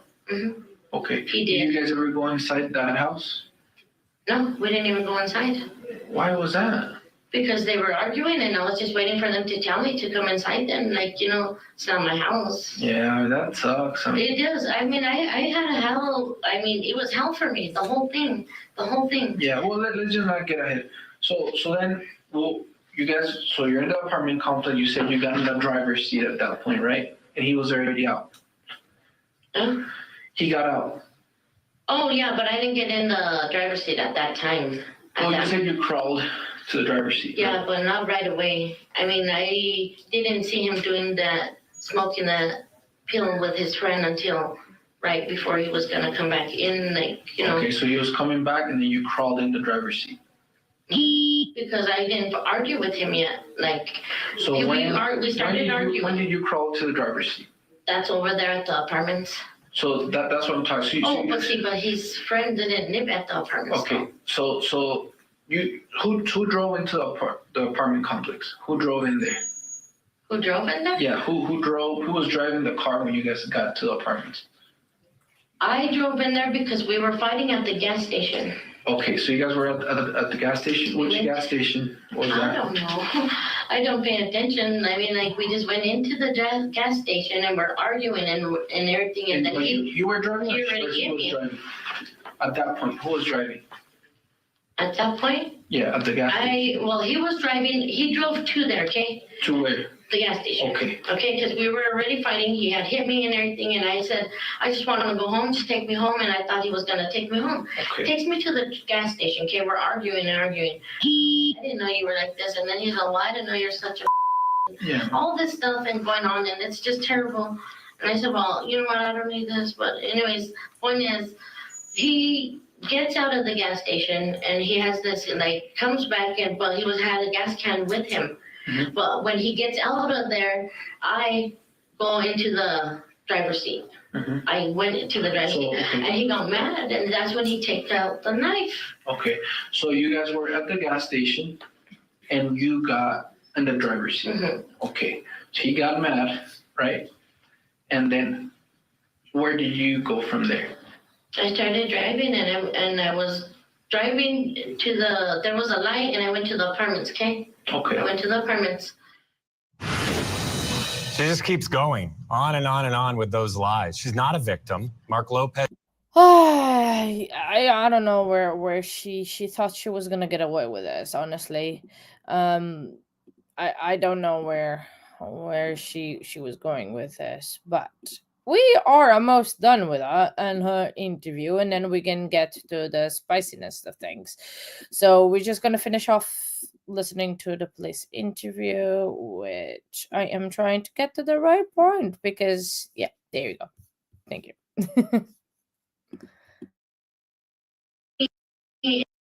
And everything, and pulled out a knife, and he told me to turn into those apartments. He said, I knew, and he said, I don't want to, no more of this.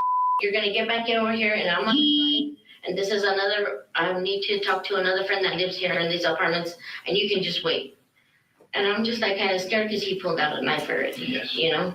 So I'm kind of freaking out because I seen the knife and I'm like, what is this guy doing? What is wrong with him? Why is he doing all this? And so I was freaking out, and I went and I drove to this man. There was a man outside of his car. Okay. Okay. And that's when I told him, can you please help me? Can you please help me to call the cops and stuff? Like this guy right here, he doesn't let me go. And then he's over here putting the knife. You see the knife, right? And I think the man said yes, but I wasn't sure because I can't pay attention to everything. Everything's happening all crazy, Okay. And he's yelling at me, and I'm trying to tell that man I'm not yelling to him too, to make sure he hears me, and I'm scared and everything. That's where it all starts getting really bad. Okay. Okay, so then what happened from there? And then he gets out the car, and then he goes and he goes around and he puts me, I get to the passengers, he pushes me over to the passenger seat, okay? And then we go and we get in, and we go and we're leaving the apartments, and he told me that I better not ever do that again.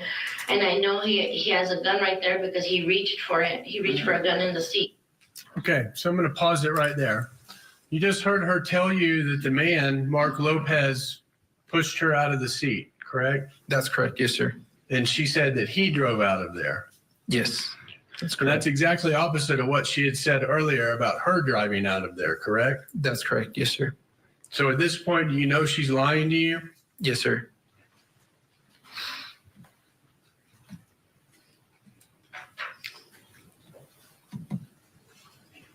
I'm sure you wonder why you're here and why all This is the last clip. Not my full body was not down. Okay, yeah. He voice I did normal person. One with you. Yeah. I'm And trying to figure it out. From all this situation, Jeannine, and I mean, I want you to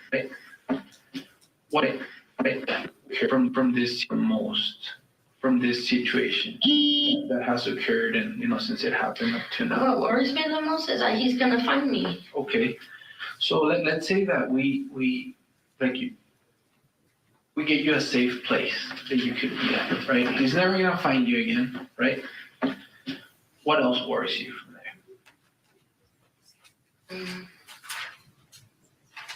there? He'll never find me. Yeah, he's never gonna find you again. You're gonna be safe. What else worries you? I'm still kind of, that worries me. I don't know. I mean, like, so much has happened. I'm still kind of like in a shock. I can't believe all the stuff that happened. I mean, like, and I'm in the vehicle at the same time, and Yes, ma'am. the wreck and all the windows breaking and all this. So all that is in the past. Yeah. Thank God you're okay.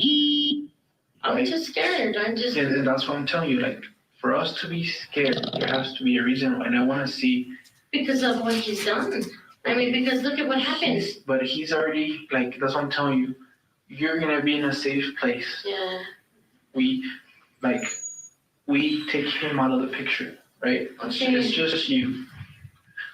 I'm going to pause it real quick to ask a couple of questions. Let's unpack this segment. What are the purpose of these questions? So up to this point of the interview, which is 29 minutes, at no point in time did she portray any kind of remorse of the two people that had been killed in this crash. And I'm trying to see if that's something that she is worried about, or if there's any type of remorse. Has she mentioned Officer Duran or Mr. Lovato at this point? No, sir. Has she showed any remorse at all at this point? No, sir. And did you know that she knew about the deaths? Yes. I was aware that she knew about the outcome of that crash. Worries you right now? Like, what's your worry? If I'm Jeannine Jaramillo, what's my biggest worry right now?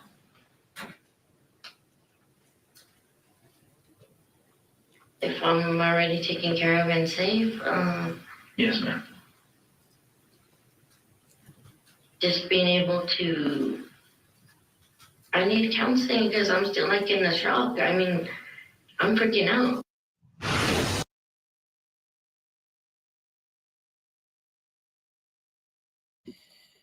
All right, so that she was just so chilled with that. Sorry, that's another case that we might follow. She's just so delulu. Honestly, I don't know how words for us. Now that she's safe, she doesn't care about anything or anyone else. It's just absolutely, she doesn't even think about the two sadly victims that are not alive anymore, and the countless others that she could have injured. And she made an impression, like the truck drivers, the lorry drivers, and everything, and everyone that was in the I-95 at that time. It's just, she's just cool, calm, and collected. Delulu.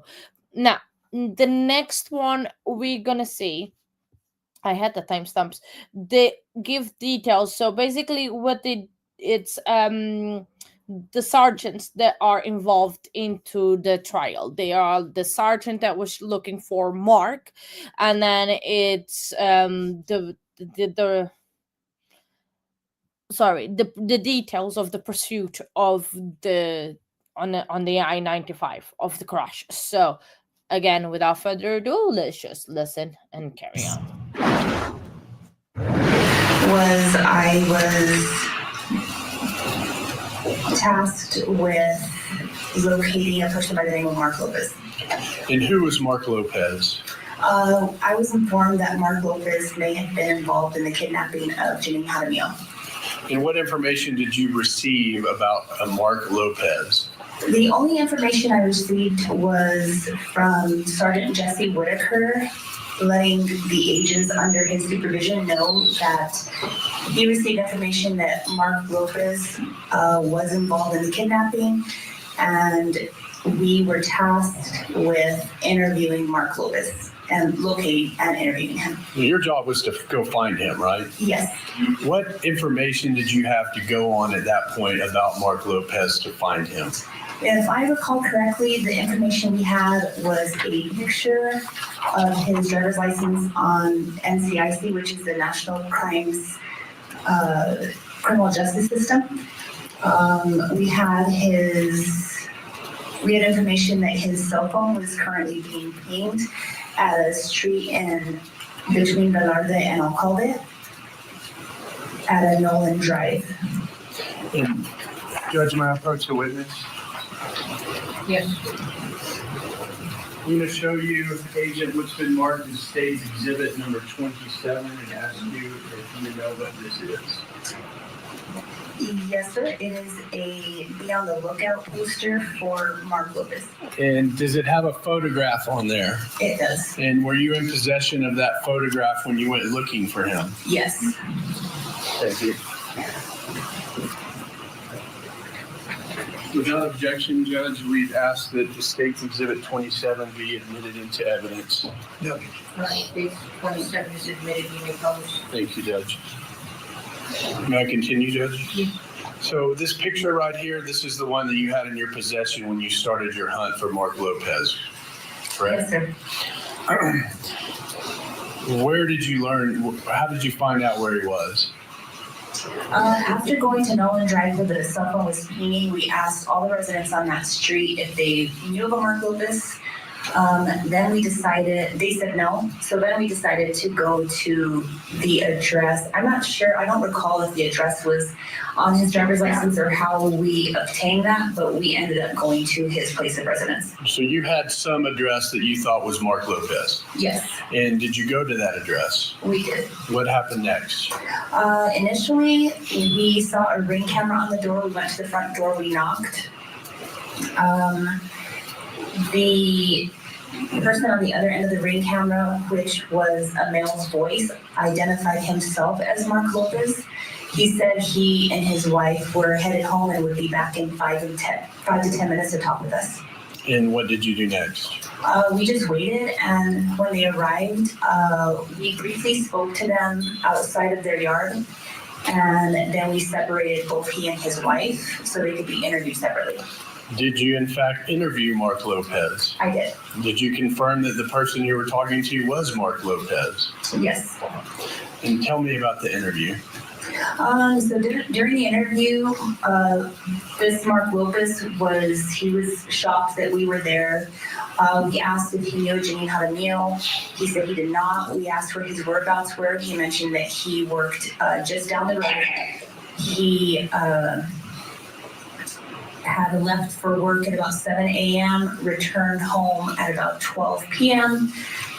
until about 12:30-ish, and then he left back to work, and then he arrived back at home around 4 p.m.-ish.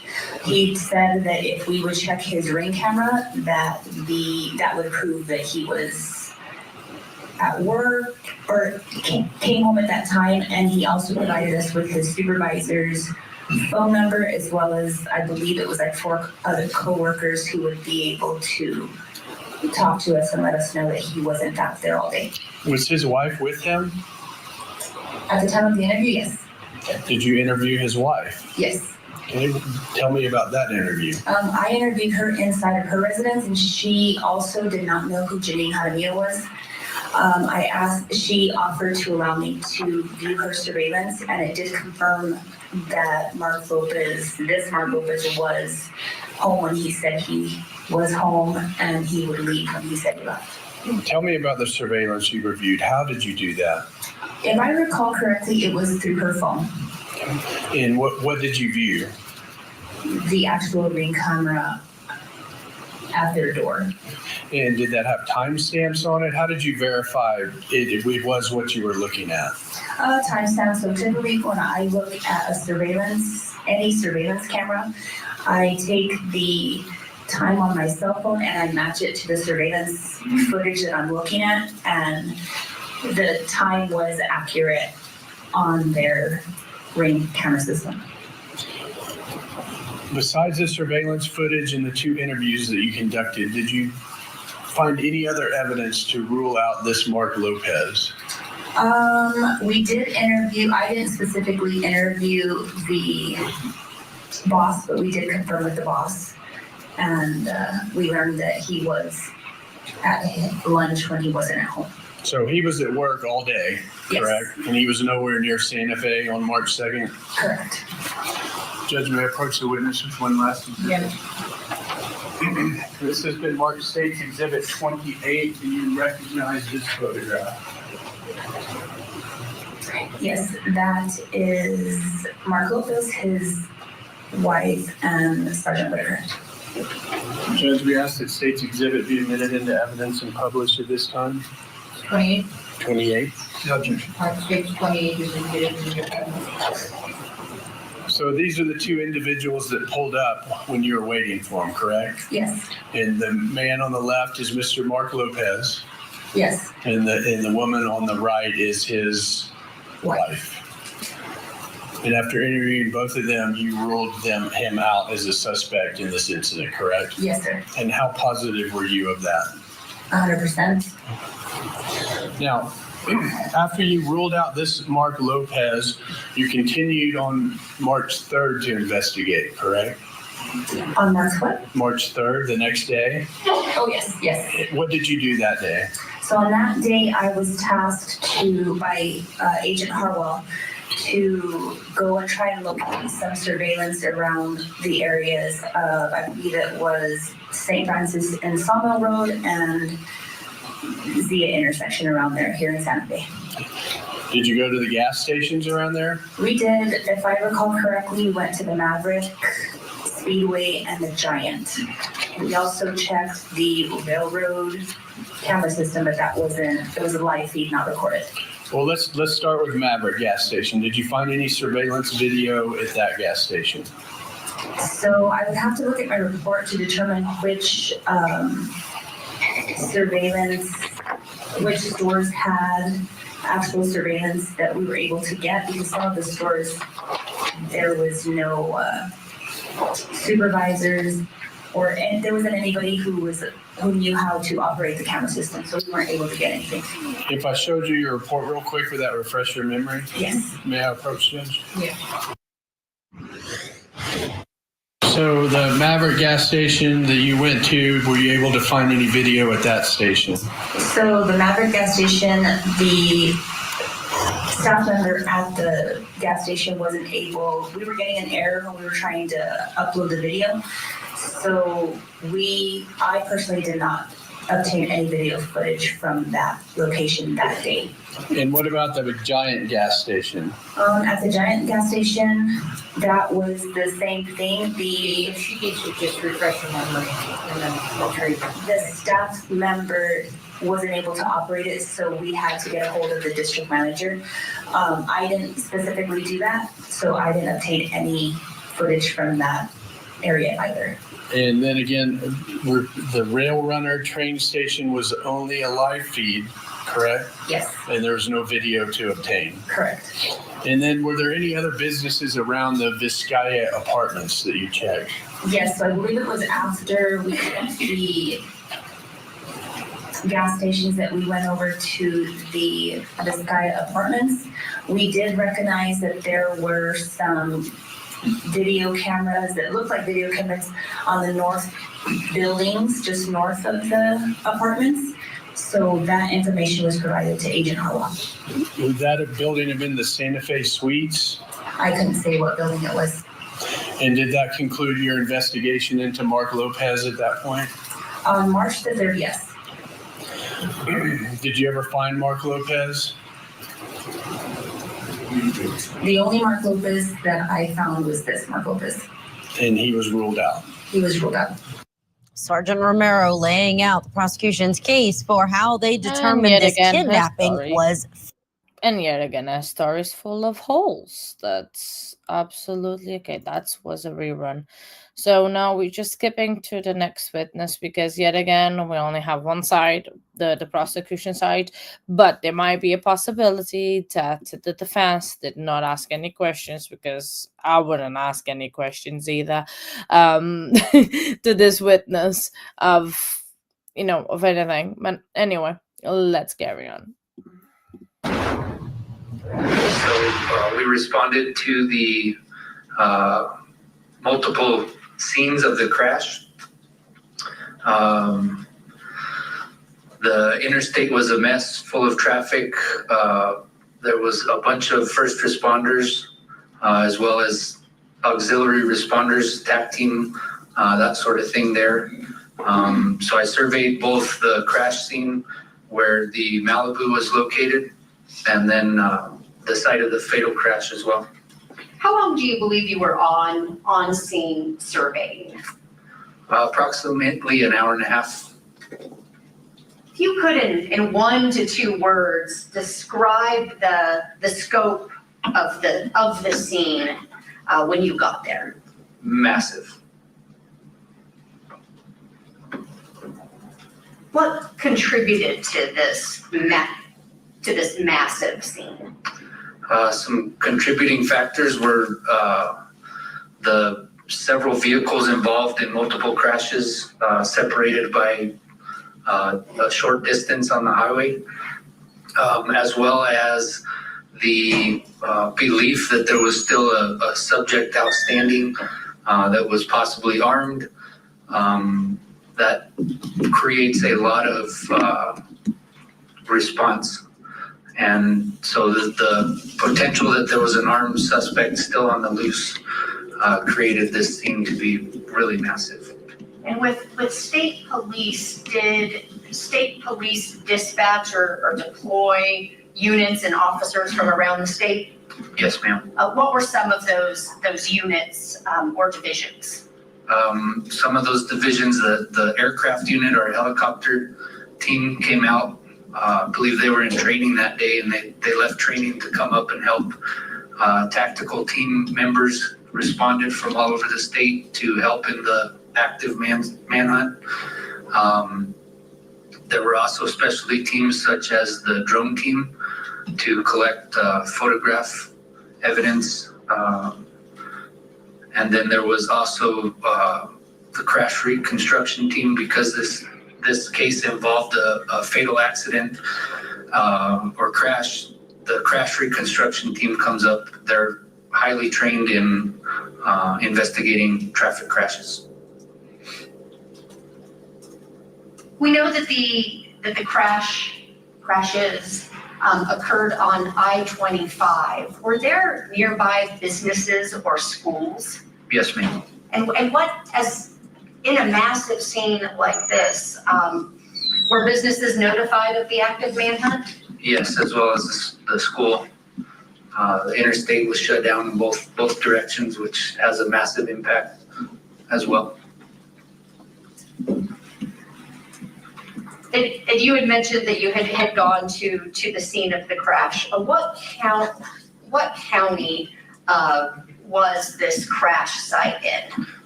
Both crashes were within Santa Fe County. Based on surveying the scene, you indicated that you stayed there for about an hour. What information did you glean from that survey?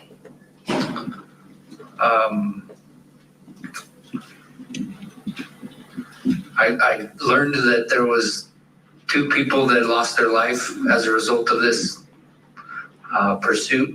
I learned that white Malibu that I first encountered coming onto the scene was involved in fleeing from law enforcement officers. I learned that Santa Fe police officers were involved in the pursuit with the white Malibu. I learned that there was a female that crawled out of the white Malibu once it stopped. She was identified as Jeannine Jaramillo, and when I arrived, I learned that she was at the hospital here in Santa Fe. In terms of priorities as it pertains to you at that moment of time, when you got on scene, what was your highest priority? My highest priority was to find work. There was several officers engaged in the manhunt, open field search, neighborhood canvassing, closing of roads, contacting drivers. So my position was to find work. And as an investigative bureau agent,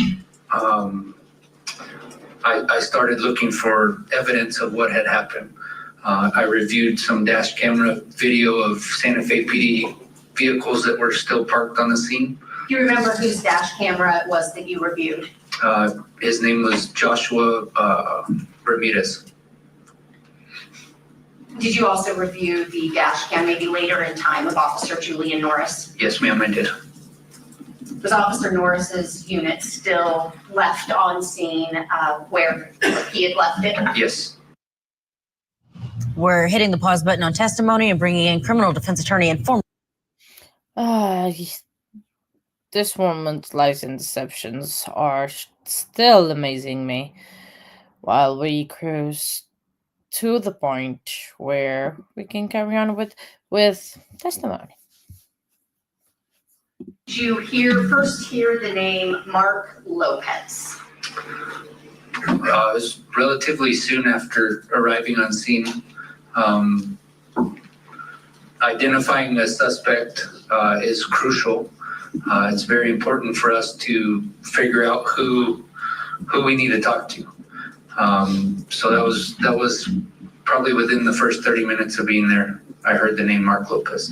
And when you heard the name Mark Lopez, were you also given a description of possibly what he looked like or what he was wearing? Yes, ma'am. And what was that description that you were giving in terms of his clothing? A black jacket, dark jeans, and a black beanie. What about the color of his shirt? I don't recall. Were there, as you're surveying the scene, was state police also actively engaged in trying to find this Mark Lopez? Yes, ma'am. And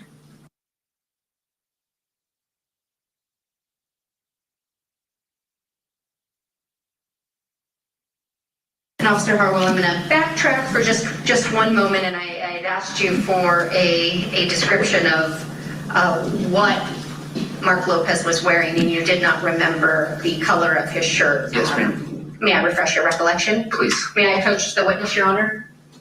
Yes. I'm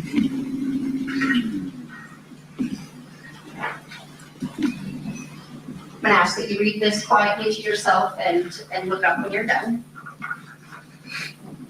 Sergeant Harwell, does that refresh your recollection? Yes, ma'am. What color of shirt was Mark Lopez wearing? Red shirt. At least in terms of the information that you received. Correct. As part of your survey, did you go to the, well, let me ask this. Did you start at where the white Chevy Malibu had come to arrest?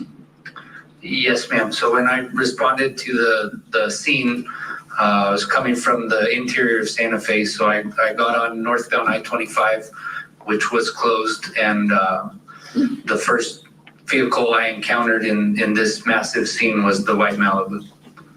Where did you go after surveying, looking at the white Chevy Malibu? I continued north on I-25 and briefly surveyed the Benito Salas's truck. which appeared to have collided with the white Malibu. Do you remember the color of Mr. Salas's truck? It was white. Anything of note that you saw in your initial survey of Mr. Salas's white GMC truck? Just that it appeared to have been involved with a crash, correlating marks both on the Malibu and the white pickup. I believe they were both involved in a collision together, airbags deployed, tire and axle missing from the driver's front on the white pickup. Totaled? Was it totaled? From what you could tell? Yes. After looking at Mr. Salas's truck, where did you go next? I continued north on I-25 until I got to a crime scene barrier, a piece of tape, and several other state police officers and other officers from different agencies, and surveyed the scene of the fatal crash. What did you see when you got there? I saw 2 Santa Fe PD police vehicles that both appeared to have been involved in a crash. I saw a blue Chevy Malibu also appeared to have been in a crash, and a green Dodge pickup that appeared to have been in a crash. Of note, the green Dodge pickup and the one of the Santa Fe police vehicles were almost unrecognizable. Their damage was so severe. And in those vehicles, did you find 2 drivers a driver in each vehicle that was deceased? Yes, ma'am. While you were on scene, did you have any role in measuring or collecting evidence, or was that solely the responsibility of the reconstruction team when they arrived? That was the responsibility of the reconstruction team. Were you present on scene when the reconstruction team arrived? I was there when Officer Todd Sibley arrived, who was assigned as crash reconstructionist.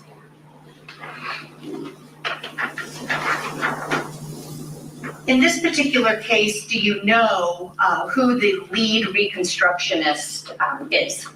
Yes, he's a sergeant now, Davin Barella. Sergeant Barella drives up from the southern part of New Mexico to respond to crashes up here. So his response time was protracted. Were you present when he arrived on scene? No, ma'am. After surveying the scene, did you leave? I did. Where did you go? I returned to the Investigation Bureau office here in Santa Fe to interview Jeannine Jaramillo. When you left the scene, do you remember roughly about what time it was? Approximately 5 p.m. Was it starting to get dark? If memory serves, yes. All right, let's bring back in Franz Borchardt just to talk about what we. I think that is it. Yet again, there was only really one-sided questions there, but it's not here or there, but it's Court TV. We are very grateful that we have even this, even though it's not the greatest. Basically, that was all the testimony that we had, but I think from what there was enough for a jury to be able to convict. Jeannine, sorry, I forgot her name for a second. Now we have 11 minutes worth of the statement's closings. It's not going to be all the closing, sadly, or the rebuttal. But then there is, which is interesting, there is a bit more length of version of the defense closings. But again, not here or there, but so far we had the guy from the 911 testifying, the guy that did the phone call from the 911, that he said he saw someone inside of the car, even though temporarily, or could have been a figure. We had the police officers that were investigating the scene that of after the accident. We had her 2 police interviews that we had from Jeannine. One, I'm sure it was shortly after the accident, that she was still in the clothes that the hospital provides to you. And then another one in the police station when she probably was arrested. Or even before she was arrested, because they said they were a warrant for her arrest.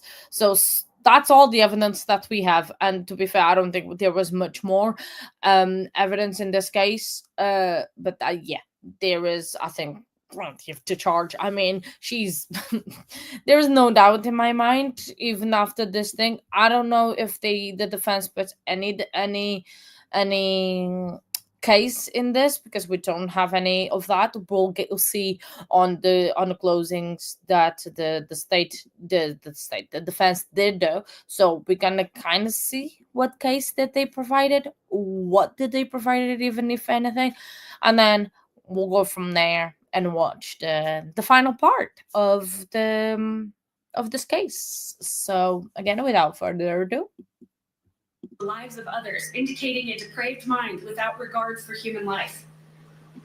Check. But I also want to refer you back to her own letters, which you will also get. All of this evidence that we've put into evidence over the course of the last few days is going to go back with you, and you can look through it. The entire letter.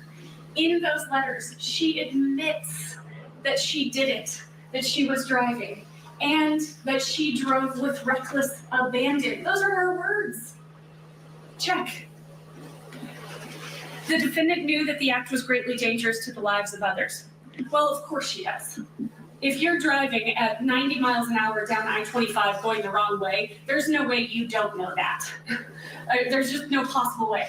But not only do we have that, but we also have her September incident where she did the exact same thing. So she's been through this before, knew that it was problematic, to say the least, and she chose to do it again. She knew. And finally, this happened in New Mexico on or about the 2nd day of March 2022. Check. Now for felony murder. This one actually requires a couple of different instructions. The defendant knew Jeannine Jaramillo. The defendant, Jeannine Jaramillo, committed the crime of aggravated fleeing a law enforcement officer under circumstances in a manner dangerous to human life. That's exactly what she did. Jeannine Jaramillo caused the death of Frank Lovato, and I'm not going to go through this again for Robert Duran, but it's Frank Lovato and Robert Duran for count 2. During the commission of aggravated fleeing a law enforcement officer, during the commission, she's fleeing. The crash happens absolutely during the commission of aggravated fleeing. Jeannine Jaramillo intended to kill or knew that her acts created a strong probability of death or great bodily harm. I don't know that she intended to kill, but there's an or there. And she knew, she 100% without a doubt knew that what she was doing was greatly dangerous to human life. And this happened in New Mexico.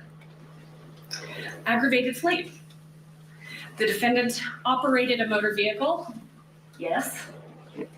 The defendant drove willfully and carelessly in a manner that endangered the life of another person. That's obviously true. She endangered the lives of upwards of 40 people, and she admitted it in her letters.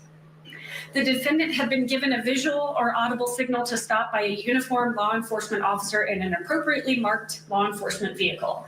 She was given that by multiple appropriately marked law enforcement vehicles.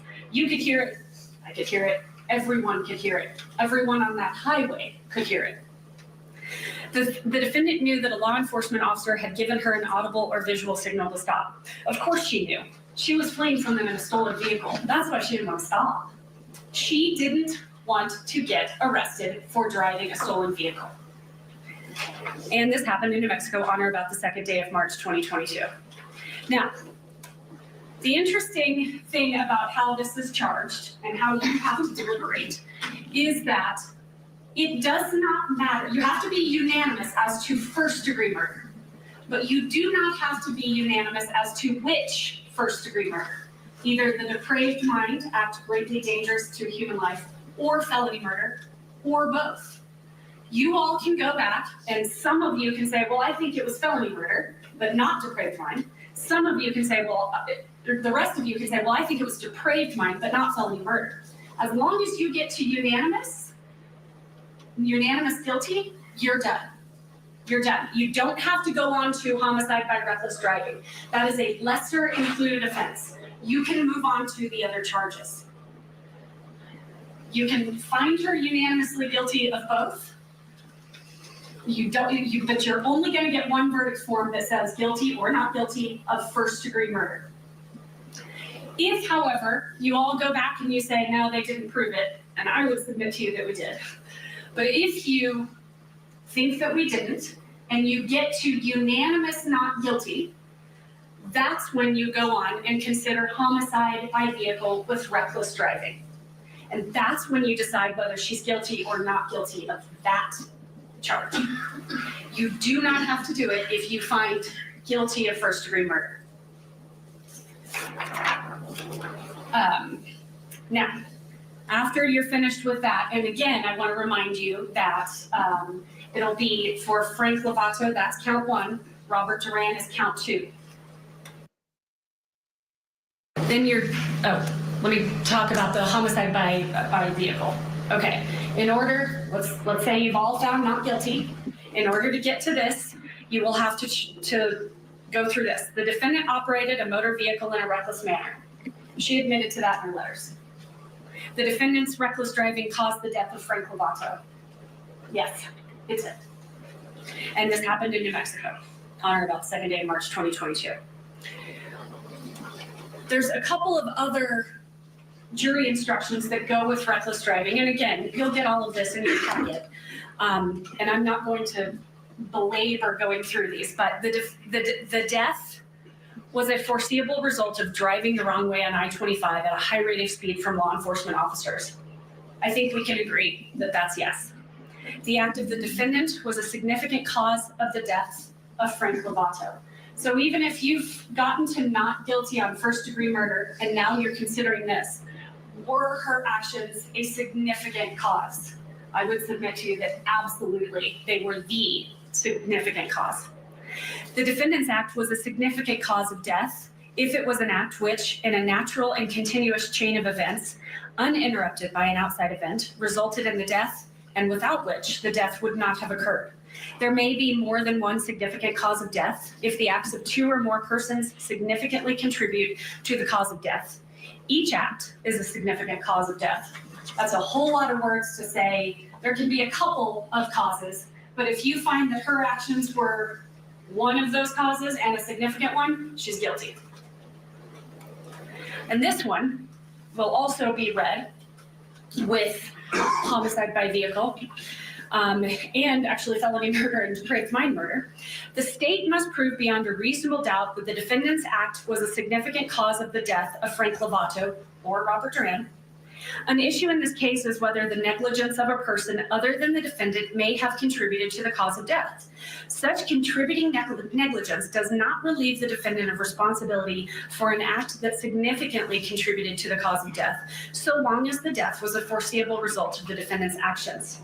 However, and this is the important part, if you find the negligence of a person other than the defendant was the only significant cause of death or constitutes an intervening cause that breaks the foreseeable chain of events, then the defendant is not guilty of the offense of first-degree murder. So, if you find that something else happened, these deaths were the result of the pursuit and had nothing to do with Jeannine Jaramillo, she's just doing her thing, and this would not have happened but for Robert Duran's actions, then she's not guilty. But otherwise, if she contributed significantly, she is guilty. I've already gone through active fleeing of a law enforcement officer with the felony murder, but it is also a charge in this. It's count 4. I won't read it through. You will get the instructions, but we've already talked about it. She is guilty of aggravated fleeing. Finally, possession of a stolen vehicle. She had possession of the white Chevy Malibu. We know that it was stolen out of Las Vegas, New Mexico. You had multiple officers testifying about it, and you had her looking at the surveillance video, which, while true, was not her in the car. It was her in the same neighborhood, very near to the car, 1 minute from the time that it was stolen. And she goes, oh yeah, that's me. She knew, and she did it. At the time the defendant had this vehicle in her possession, she knew or had reason to know that this vehicle had been stolen or unlawfully taken. Of course she did. That's the whole reason she fled, right? She didn't want to get arrested again. This happened in New Mexico on or about the 2nd day of March 2022. Filing a false report. The defendant intentionally made a report to a law enforcement agency or officer. My, did we see that same video over and over and over again? And didn't she do it to multiple law enforcement officers? Mark Lopez, Mark Lopez. Of course she made a false report to a law enforcement officer. She knew it to be false at the time of making it. There is no Mark Lopez. Alleging a violation by another person. Kidnapping, gasoline pouring, you name it, he did it to her. This happened in New Mexico on or about the 2nd day of March 2022. And your last instruction, reckless driving. The defendant operated a motor vehicle. If all the science says it, we know it, she knows it. The defendant drove carelessly and heedlessly in willful or wanton disregard of the rights or safety of others, and without due caution and circumspection, and at a speed or in a manner so as to endanger or be likely to endanger any person or property. Obviously. This happened in New Mexico on or about the 2nd day of March 2022. Ladies and gentlemen, the state has shown you, maybe even too much, but all that you need to know about Jeannine Jaramillo's crimes that day. Her motivations, her lies. She committed these crimes and these murders knowingly, willingly, and with a depraved mind. And we ask that you find her guilty of all charges. Thank you. Oh, wow. I was wrong. That was the whole statement of the prosecution. I cannot believe that I'm actually assuming. Don't let my husband hear this. That's saying that I was wrong, because that's a new one. That was probably the shortest closing I ever seen from a prosecution. But to be fair, they didn't have much to prove anymore, because yeah, she's clearly guilty. And oh yeah, so I really like that prosecutor. I'm such a shame that did not live stream for the whole thing of this trial. I would have loved to see that. But moving on, now we are going to the defense closing, and we're gonna have a sneak peek at what they presented in their case, since we didn't have the opportunity of saying that. So we're gonna have this opportunity to look into a little bit of what case or what they did not present, because we don't know. So just let's watch. You guys writing notes, listen to everything. Thank you for that attention, because it's important in this case. I don't think any of you find it unusual that the very first thing the state does in closing is point at Jeannine and say she's a liar. And as the state just said, over and over again, Mark Lopez. We played you these videos. We talked about Mark Lopez. I suspect that years from now, when you're thinking about this, you're going to forget her name. You're going to forget my name. Nobody's ever going to forget Mark Lopez, because that's the state's case, Mark Lopez. And what is it? She lied about Mark Lopez, so she must have committed first-degree murder. There's an instruction you get that says, this isn't about speculation. This isn't about guess. You have to go back there and deliberate on the facts. The state can speculate during its closing. In fact, there's lots of speculation. The state said, well, yeah, she's having fun. She's driving at this high speed, just having fun. She doesn't care. Well, there's no evidence of this. That is speculation. That is guess. And the instruction is you don't go back there and speculate. You don't fill in the gaps that the state had no evidence of. So let's talk about some of this evidence. Now, 7 counts. We're here for a homicide case. Camera crews and newspapers aren't calling this a reckless driving case. This is a homicide case. But I want to start with the lesser charges, and let's start with reckless driving. You're not going to have to spend a lot of time that day deliberating. She's driving reckless. This happened on March 2nd, 2022. You don't need to debate, was it reckless or not? Obviously, she's driving reckless. You get to count 6, which is making a false police report. Now, you know, from the last few days, the state has spent more time on this issue than any other issue. More time or there was less time on the pursuit, more time on Mark Lopez. And that's because, again, if she's lying, she must have committed first-degree murder. Now, you know from her letter, you know from even common sense. There's an instruction about common sense. So you're allowed to use that. Common sense tells you she made up this story. In fact, in her letter, in her apology letter, 4 or 5 pages long, she talks about that. She admits to what she did. And in her apology letter, she doesn't talk about Mark Lopez. By this point, we know the letter's being written sometime in July. And she says, yes, I made some bad decisions. Yeah, maybe she's the first person that's ever lied to a police officer in history. But because of that, that is not proof that she committed first-degree murder. The state's emphasis, and in fact, the state emphasized this just now again. Mark Lopez, Mark Lopez, Mark Lopez.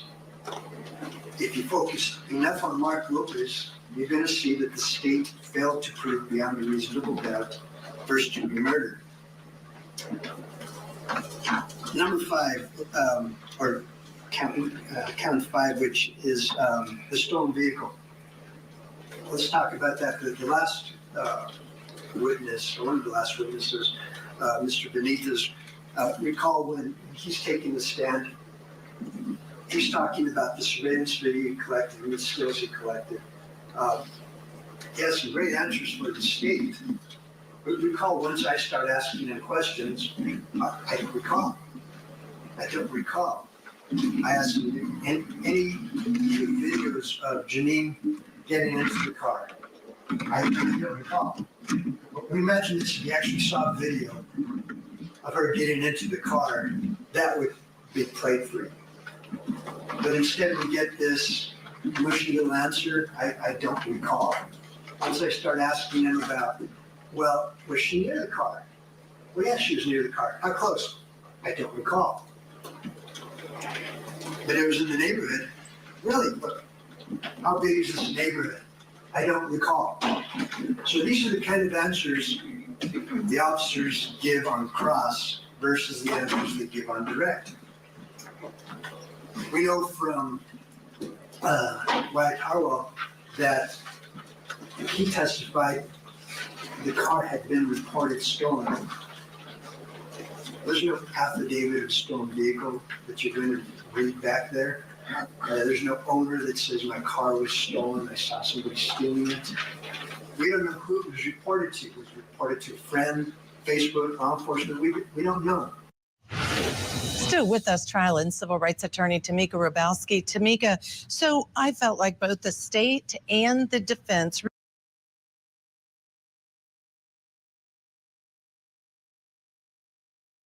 Oh, sorry, I forgot to mute myself, and I was talking to myself while I'm doing this.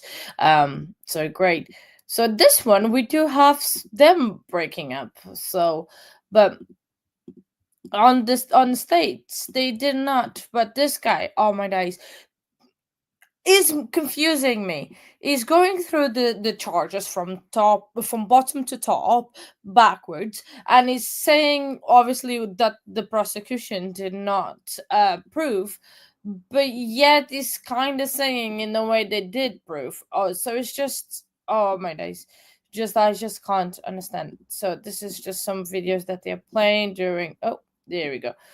And it does look like Robert Tellis way too much for my liking. So yeah, let's get back to it.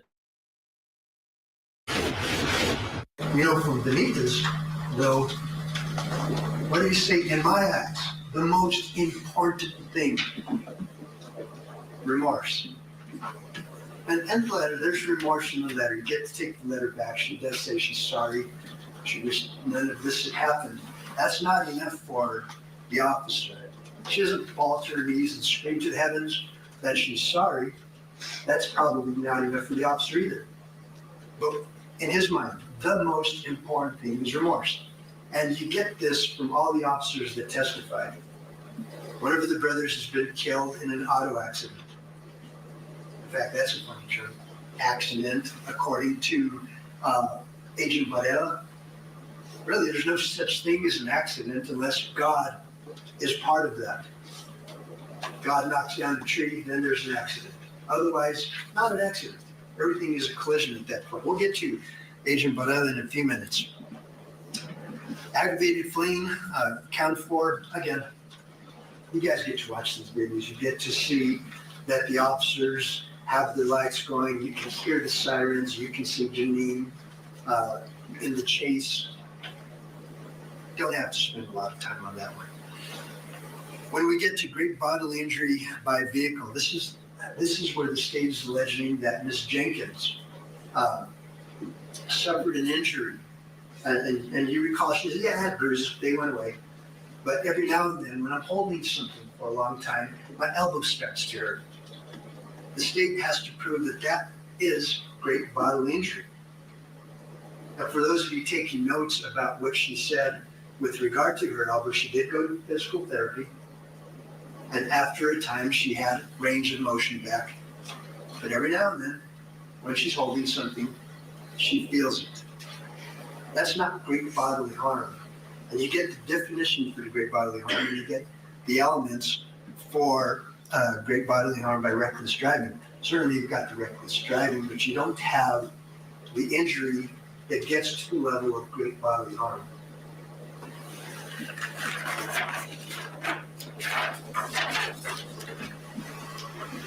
So now let's talk about what we're really here for, which is the homicide. Jeannine is charged with first-degree homicide. The state says we've proven that to you. Look at the evidence. We've proven it to you. Now the evidence, and as the judge pointed out, what I say, what the state says in closing is not evidence. So when the state says to you in closing arguments that while Jeannine's driving, in her mind, she's having fun. In her mind, she's only thinking of herself. That, again, is speculation. That is not proof. That's not evidence. The state says, well, she knew. She knew that what she was doing was dangerous to everybody. But let's talk about what happened that day. We know from Richard Mercer that he's going to go get some groceries. Jeannine pulls up. Her driver's side is there. He can see Jerry sitting in the front seat, which got weird later when all the other cops said, well, there's no way somebody could have been sitting there. But Richard said, he's sitting there, might have a pipe for all he knew. He didn't want to get involved other than doing what she asked. Call the police. She's screaming. She's anxious. In fact, from Jerry, she was scared. She wanted him out.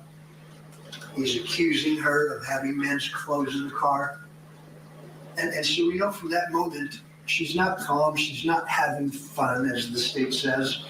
She's screaming, call the police.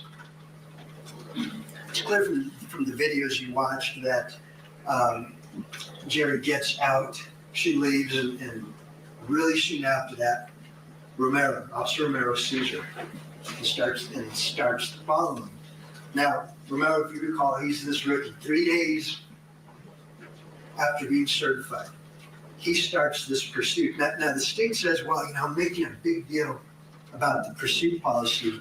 Well, I wasn't making a big deal about it. I was asking the officers when they said, yeah, we're following the Santa Fe pursuit policy. They're also saying, yeah, well, today or this week, they're saying we knew it was a kidnapped victim. She was being held hostage, held against her will, all of these things. But you get to listen to all of these videos. Try to find one video where the officers are saying, there's a woman being kidnapped, we need to save her life. That's not going on. All we know is they've got a big red P, and they know this is priority one. We get to do a high-speed chase. None of them are talking about a hostage situation. None of them are talking about guns, knives, kidnapping. And the officers that testified said, no, that wasn't on there. Later, they all find out that she's saying that she was kidnapped. But during that pursuit, think about what's happening at that moment. Romero starts the chase. At some point, Norris gets in front of him. And Norris, and as the state was trying to say, well, you didn't actually pass him, did you? Well, no, I didn't, but you recall from the testimony on the stand, yes, I violated policy. That goes against policy. And again, nobody expects an officer to be thinking during a high-speed pursuit, does this violate 70.1, subsection C, subsection F? Nobody's thinking like that. The expert that took the stand, Officer Lovato, talked about the various speeds that each of the 6 vehicles were going. And we're talking about collision 1 right now because this is the homicide charges. This is Lovato and Duran running into each other. The state has to show that she was the cause of that. She caused those two to run into each other. We see from the video, it is very fast, and as Varela said, there's really no way somebody can react in 1 second to avoid that. Your decision back there is whether the state has proven count or element number 2. At best, the state has shown evidence that the reckless driving caused the deaths of Duran and Lovato. But there's no evidence that she had an evil mind, a perverted mind, a corrupt mind. There's no evidence that she knew that her driving was going to result in the deaths of those 2 men. The state failed to prove that, which is a very important element. And I ask that when you go back there, you don't just read the portion of the instruction the state wants you to look at and ignore the bottom part that defines the maliciousness, the evil, the corrupt, the perverted state of mind that has to be proven. I ask that you find her not guilty of first-degree murder in count 1, first-degree murder in count 2. Thank you. Thank you, Judge. Oh my days, I am glad that was not that long because it was as the Lulu as his client, because I honestly don't know. What is it gonna say? It said something about the great bodily harm. So were you meaning that unaliving 2 people, it's not greatly bodily harm? All the people that got PTSD and trauma from this, like the truck drivers we heard earlier, that's not PTSD. All of so it is just a big deal like his client. I am sorry, but he was really getting me really mad. And yeah, but the very good thing is, thank you very much. I know who you are. I don't want to put you a blast, but thank you very much for the support. you are unbelievable. Thank you very much.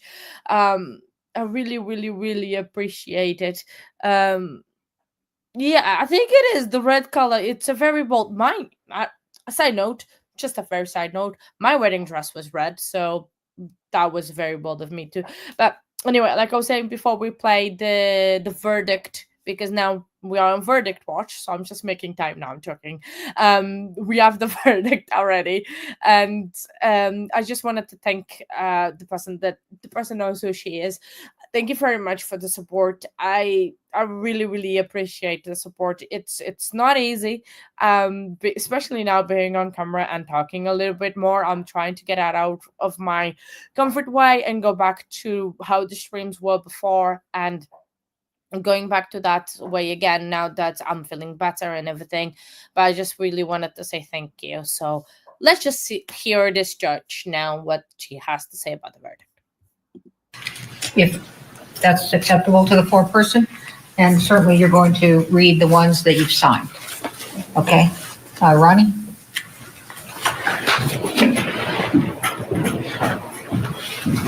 Will the defendant stand, please?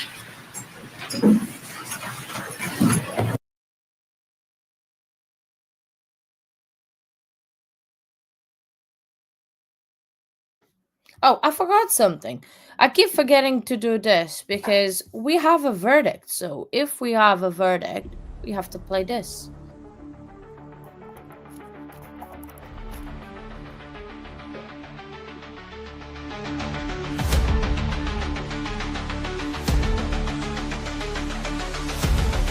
Just getting a little bit into the verdict.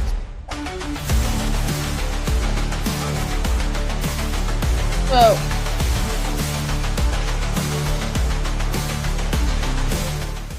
after 2 seconds of deliberations, the jury has come back with a verdict. Sorry, I'm trying to do with this without laughing, but anyway, let's just watch the verdict and stop with the silliness. Sorry about that. We like to keep them in that order, but you can just read the ones that you've signed.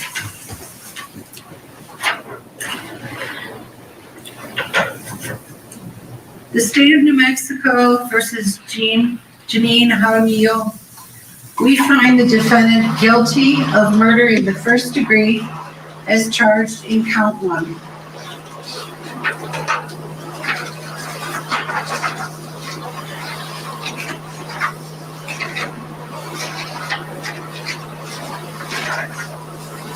State of New Mexico versus Jeannine Jaramillo. We find the defendant guilty of murder in the first degree as charged in count 2.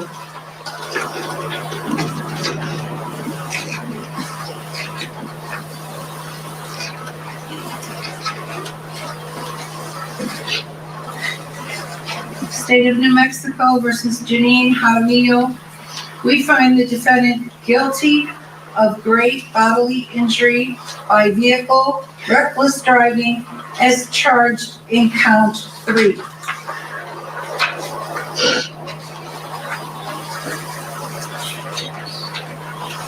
State of New Mexico versus Jeannine Jaramillo. We find the defendant guilty of aggravated fleeing a law enforcement officer as charged in count 4.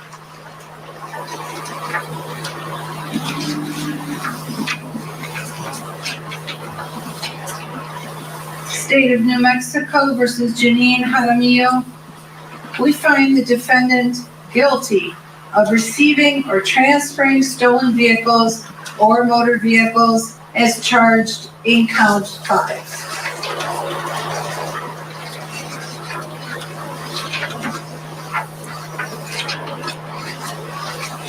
The State of New Mexico versus Jeannine Jaramillo. We find the defendant guilty of making a false report as charged in count 6.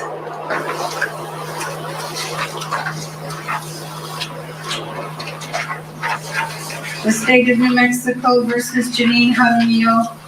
We find the defendant guilty of reckless driving as charged in count 7. Thank you. Wow. So Jeannine Jaramillo, not a surprise, found guilty of all counts. There were 8 counts. Definitely not a surprise that she got found guilty on that, on every single account, on the 7 account. So that's just absolutely. So now they had some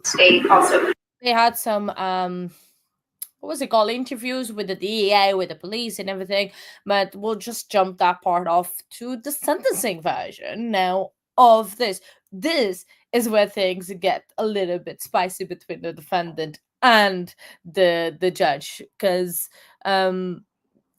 yeah.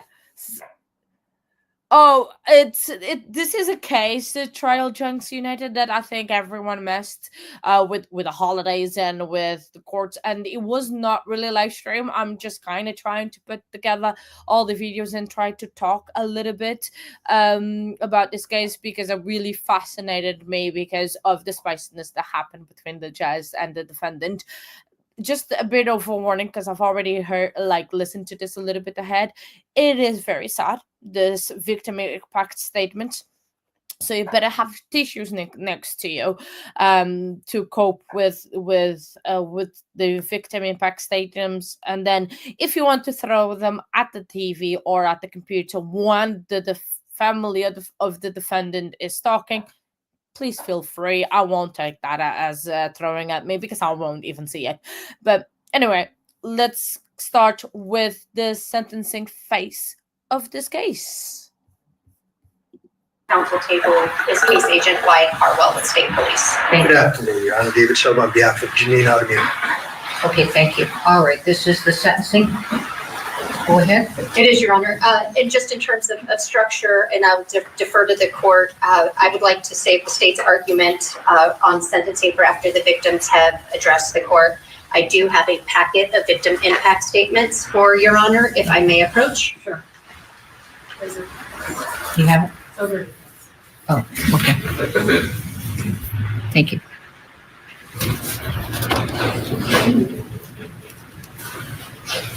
And if Your Honor is ready, we'll start with the Lovatos first. We'll go in order of the charges and the information, and starting with count 1. The Lovatos are of course present, Your Honor, but we will be reading their victim impact statement to Your Honor from the podium. All right.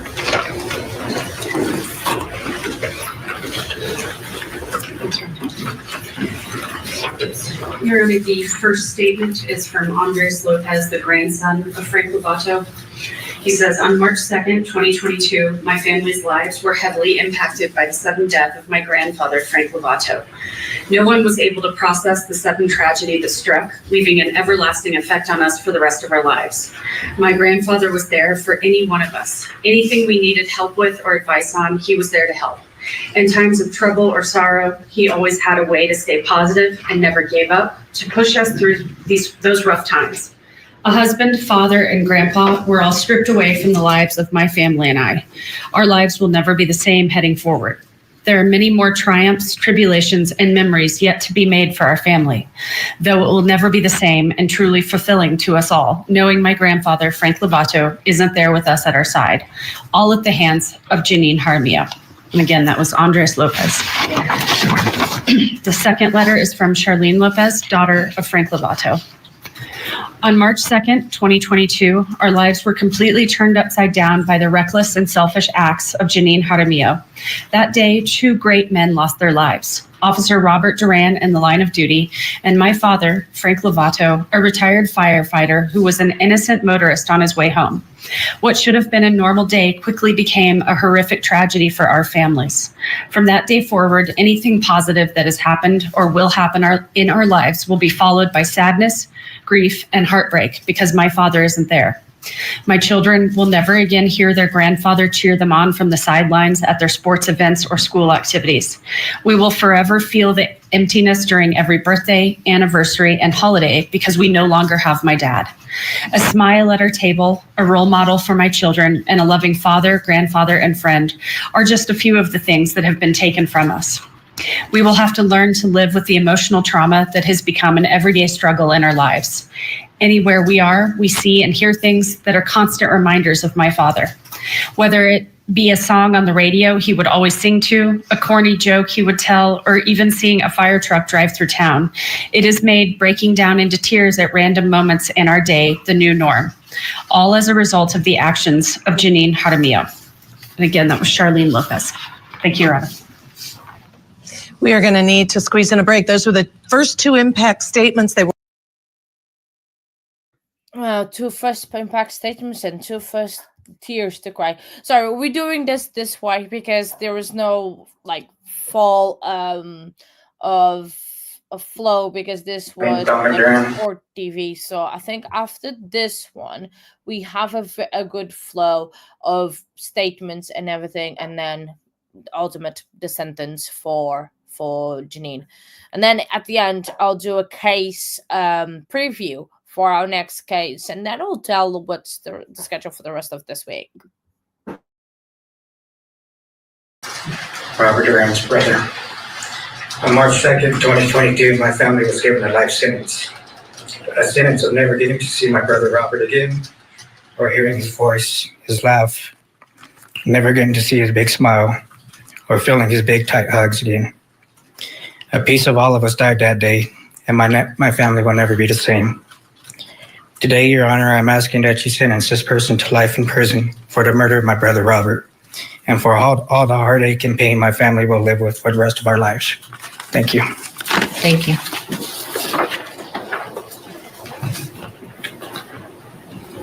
And next, Your Honor, we have Angela Camino. Robert's sister.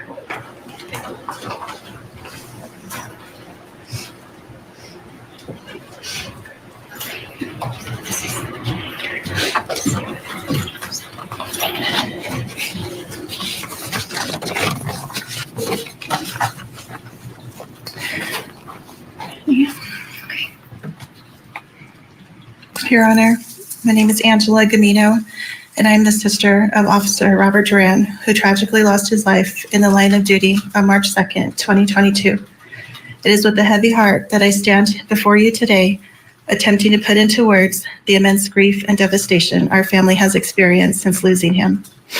On the morning of March 2nd, 2022, I was driving alone to Las Cruces to visit my youngest child, my daughter. She was attending college at NMSU, and we were looking forward to having some mom and daughter time. While on the road, I called my brother Dominic to check in with him and to let him know I would be away for a few days.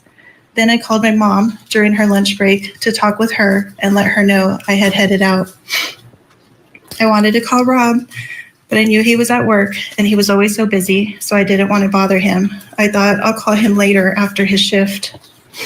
We're all so close and always let each other know where we are. As I was entering Las Cruces, I received a phone call from a family member, and they said something was going on in Santa Fe involving the police. Have I heard from Rob recently? I thought, oh, okay, I'm sure everything's okay, but I'll call Rob now. I called him, and he didn't answer. I called again, and still no answer. I text him, Rob, are you okay? Answer, and still nothing back. The panic started to set in. I know if something was going on, Rob would let us know he was okay. He may be busy, but I know he would try to take a quick second to let me know he's okay because he wouldn't want us to worry. But I never got a call or text back. Right then, my daughter called to see if I had made it into town. She was just getting off of work. I told her, yes, I'm here, but I just heard something's going on in Santa Fe involving the police, and an officer possibly passed away. I can't get a hold of Rob. She said, I'll try to call him too, Mom, and I'm on my way to the house. I'll meet you there. In that time, I was making more phone calls, still panicking. Why isn't Rob responding? Then I felt this calmness over me. It ran through my body, and in that second, that's when I knew it was Rob. I remember thinking, I know it's him. He's no longer with us. Shortly after that, a call came in, and we had gotten confirmation that it was Rob. My daughter pulled in at that time. I opened the door for her and just yelled out, it was Robert. She screamed, no, and began crying. I remember that scream and the heartache that came through in that scream. We learned later it was captured on the Ring camera. I called my sons to let them know what had happened and that they were both in shock. They couldn't say much. I told them head to Uncle Rob's house and we're on our way back home. My kids loved their Uncle Rob more than anything. They looked up to him. He was a role model and a hero to them. They thought their Uncle Rob was invincible. This isn't happening because nothing could ever happen to their Uncle Robert. An uncle of mine that lives in Las Cruces drove my daughter and I back home. All the thoughts that ran through my head on the road trip back. Is this really happening? What's exactly going on? What do we do without Rob? I felt scared to think of my world without him. My nephews, his boys, he still has kids to raise. I was so anxious to get back to my family and so thankful I had my daughter with me and that she wasn't away at college while all this was happening. We arrived to Rob's house that evening where our family was gathered. People inside and people outside the house with looks of shock and despair. I'm the oldest sister. I'm the only daughter and I'm a mom. Attorney Adante. Everyone comes to me. I take care of things. I fix things. I felt so helpless. Still with us, civil rights and trial attorney Adante Pointer. And let me just say, Do a weird break between this lady's statement, which is very rude in my opinion. So we just go back to it. The thing is, with the issue that I had earlier, I had all of this prepared and all this cut, but no, it did not work. Sorry, me ranting. Sorry. I felt so helpless. This was something I couldn't fix. Nothing I can do but look at my family and see everyone's tears and brokenness. Our family has been completely shattered, and there is nothing I can do to fix this. Since that day, our lives have become a blur of grief, confusion, and disbelief. Every day is a struggle to come to terms with the fact that he is gone and how unfairly he was taken from us. The pain of losing him, especially under such senseless circumstances, is overwhelming. We are left with an unavoidable, unfillable void in our lives. His absence has deeply affected our emotional well-being as well as our day-to-day lives. My mom, who raised him to be the courageous and honorable man he was, is completely lost and devastated without him. Her heart is broken, and she carries the weight of losing her son every single day. We often hear her let out such huge sighs. She doesn't even realize she does it, but we know it's a sigh of heaviness and just trying to remember to breathe every second of every day.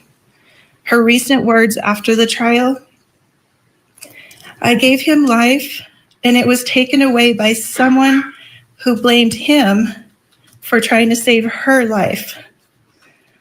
Talk about breaking a mother's heart all over again. How can a human mind even comprehend that? It's heart-shattering and completely incomprehensible. My mom tried to return to work a couple of months after losing my brother. She's a medical assistant and has been for several years. Unfortunately, the doctor she worked for didn't show much compassion for what she was going through. Just getting up in the morning took so much out of her. Then she would drive to work, sit in the parking lot for a while, letting the tears out and trying to catch her breath before walking in to start her day. There was a TV in the waiting room, and once while pulling back patients, the news was on and Rob's picture came on the screen and she broke down and had to leave work. Another day, an officer in uniform entered the building.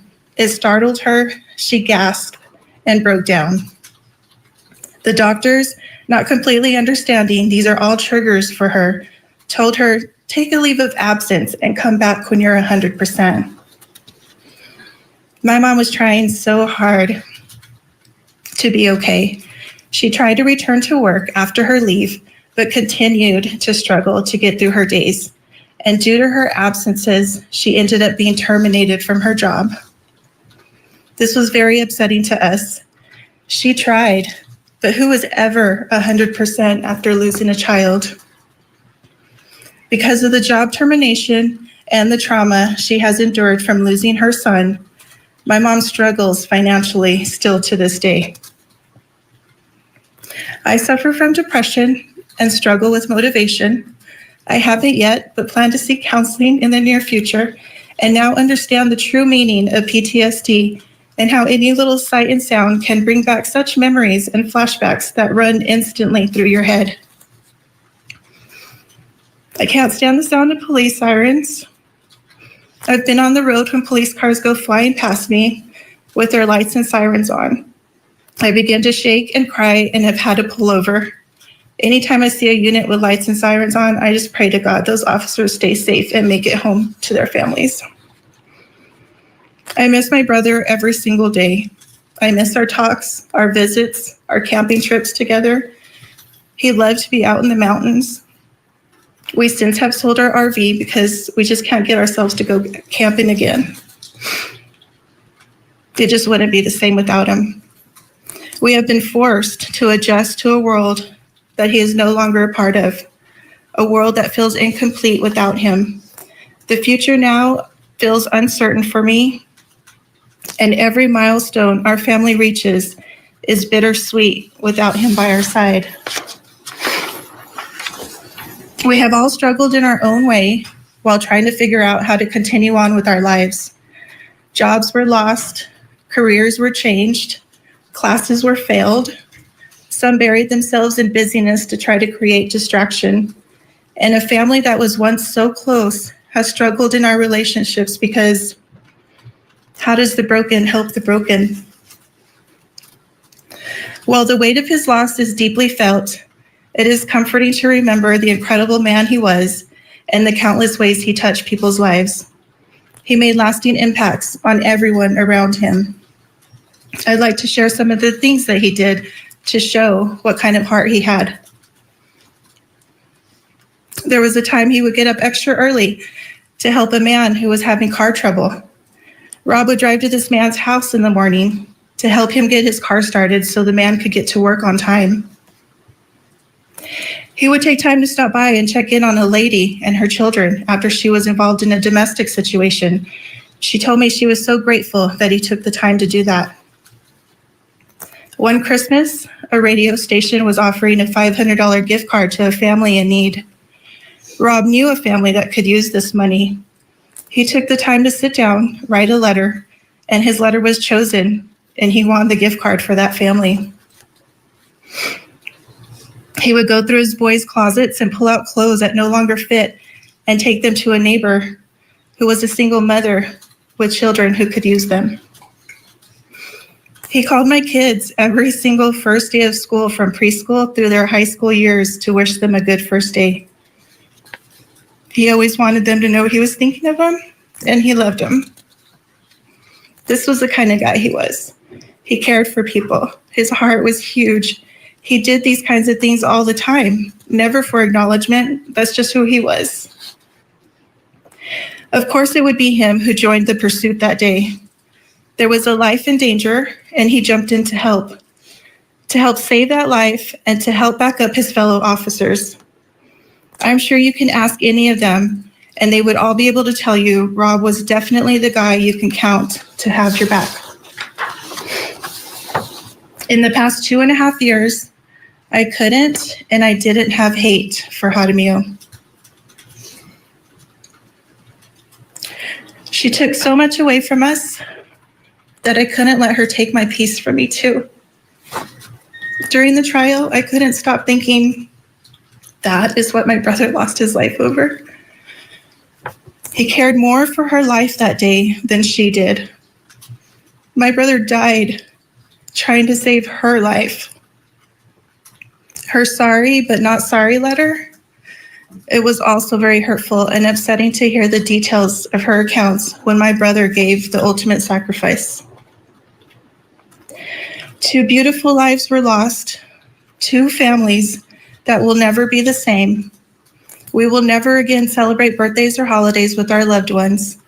There will forever be a painful void in these families. In closing, I ask that this court and everyone who hears our story understand this senseless tragedy's profound and lasting impact. The emotional toll it's taken on our family and all the people involved that day. The depth of our loss, not only to us, but the Santa Fe Police Department, law enforcement families, and the community that lost a dedicated officer. Justice for Officer Robert Duran, my brother, is a small step in our healing. While we can never undo the pain of his death, we hope that by sharing our story, the maximum sentence is given so no other family has to endure the pain and suffering she has caused our family. May the severity of this crime, her criminal history, and the lack of remorse Jaramillo shows all be considered. Jaramillo is a danger to the public. She has no regard for her own life, much less anyone else's. Thank you. Thank you. We need to take a break only. Oh, that was a hard one to go through. But she's not wrong. The way, especially her face throughout the statement, was just almost of unbelievable that she was saying what she was saying when she was talking about her own brother. This lady is not in my very good books. No, definitely not. Let's carry on with the victim impact statement. Now, I believe it is the wife of the firefighter. Don't quote me on that. Frequently speak of my husband and love to share memories with him and family and friends. I don't often speak about the events of March 2nd or the impact his loss has had on me and our sons. It's still difficult to talk about, and I will do my best to share the impact with you as clearly as possible. But before I share the impact of losing my husband, I'd like you to know what he meant and still means to me. We met in December 2003 at our nephew's preschool Christmas pageant after a not-so-subtle introduction by our matchmaking sisters. And we pretty much were inseparable from that day. In the early stages of our relationship, I saw how much he loved his family and how great he was with his niece and nephews. I knew I'd found a kindred spirit, someone I wanted to spend the rest of my life with. We became engaged in 2004, and although I imagined we would grow old together, it turned out to just be 18 years we would have together. In that time, we raised 2 sons. Robert loved spending time with his sons. He attended countless sporting events and even helped coach a few of their teams, as well as school concerts and events. He loved the outdoors, and we enjoyed camping and hunting trips as a family. He taught them how to ride bikes, fish, and our oldest son how to drive a car. He had most of the tough conversations with them when they made bad decisions or were going through a tough time. He taught them about religion and shared his faith with them. I still remember how precious it was to see him teaching them the Lord's Prayer and saying it with them at night as he tucked them into bed. We were together for 11 years before he became a police officer in 2015. We discussed it a few times over the years, and I knew it was something he had wanted to do since a young boy. But we either couldn't afford the initial pay cut or I needed him at home to help with the kids. At this point, being at least the 3rd time we discussed it and our children were a little older, I encouraged him to apply. I didn't want to be the person standing in the way of his dream. At the age of 35, with a lot of life experience and a passion to help others, he joined the Santa Fe PD.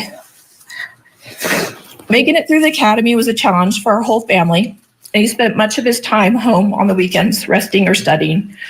I still remember helping him memorize 10 codes on flashcards.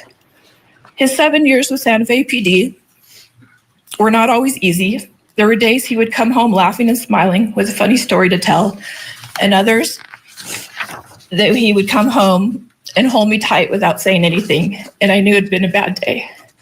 He would usually talk about it eventually, but sometimes he didn't want to burden me with what he had experienced that day. The calls that haunted him the most were when lives were lost. Suicide, drug overdose, car accidents, gunshot wounds, pedestrian hit and run. He responded to all of these and so much more. He's cried over calls where children were found in deplorable living conditions and had to be taken away from their parents, and a mother and her children kicked out of where they were staying on Christmas Eve with nowhere to go. Despite the constant heartbreak, he continued to return shift after shift Plenty of times he considered leaving and pursuing a different career, but he always went back because of the days he was able to help someone, to save someone, like he was trying to do for Jeannine Jaramillo on March 2nd, 2022, a day that's forever etched in my memory. I first learned there was a serious situation in Santa Fe from my sister-in-law who had heard officers were being called in for an emergency situation and had not been able to get in touch with Robert. I tried to reassure her that he's probably busy with whatever situation was and had not responded to messages I had sent him earlier the day either, and that I would try to find out more information. At this point, the news was reporting a high-speed pursuit and crash, but only showing the crashed Chevy Malibu. I tried to reassure myself that everything was fine, and he would text me back as soon as he could. It did not take long before the headlines confirmed that an officer and one other person had been killed in the pursuit. As my heart sank and I tried to call my husband to check in on him, he still didn't answer. Minutes ticked by, and I was too scared to call the police department and possibly find out that it was my husband who had been killed. I eventually worked up the nerve to use Facebook Messenger to contact another officer who was friends with Robert and asked what was going on. After a few minutes, he messaged me back and asked me for my phone number.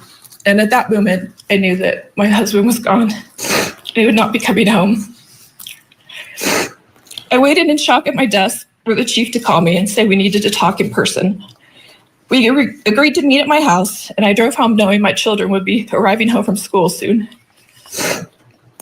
As I arrived home to cop cars in front of my house and family members already arriving, I spotted my oldest son turning the corner, walking home from school. He paused a few houses away, unsure of what to do, and a piece of me broke, knowing I was going to have to tell him his father was dead. The chief explained to me what had happened that morning, and the only thing I could think to ask was, where is he now? I wanted to see my husband's body, to know it was true, and to hold him one last time. I was told that wasn't possible, that he was still on scene and would be transported to OMI for an autopsy before he could be taken to a funeral home. As I pictured my husband's lifeless body on the side of the road, waiting to be transported, I had another question. I asked, is she okay? The woman in the car. I was informed that she had some injuries and was taken to the hospital, but would be okay, and they were still searching for the driver who had fled. And although my husband was gone, I hurt for him, knowing how devastated he would be that someone besides himself was lost on that day, and he would miss so much of our children's lives.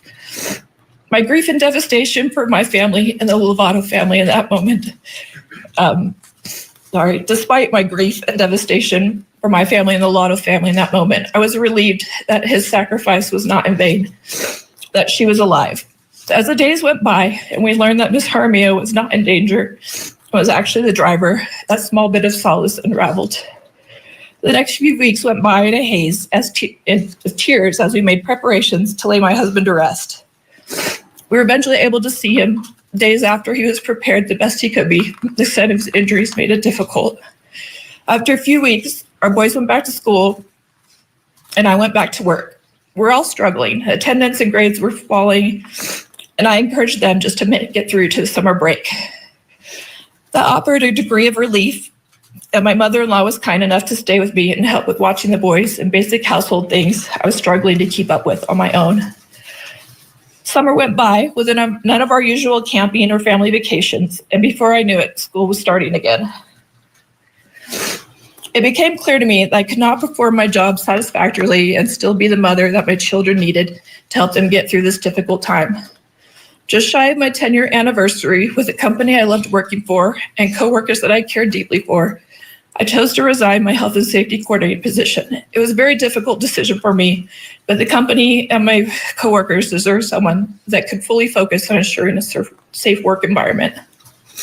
I could barely make it through safety orientation training without crying when I would tell new hires the most important reason for them to be safe is their family, and ask them to consider the impact a serious injury or death would have on their loved ones. I was also struggling to complete any complex tasks that required extensive focus. They deserve better, and my children deserve to have a mom that could help with their homework and projects if needed, and make sure they had a decent meal to eat every night, or just be there if they wanted to talk.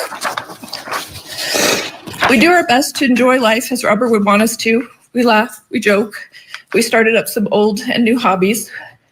We tell stories of funny things he said or did over the years, and there are many. But there is not a day that goes by we don't feel his loss and the hole that his absence leaves. Every morning when I think of how he would wake me up to say goodbye before leaving for work, or when I make my morning coffee and know he would have made it and brought it to me if he was there.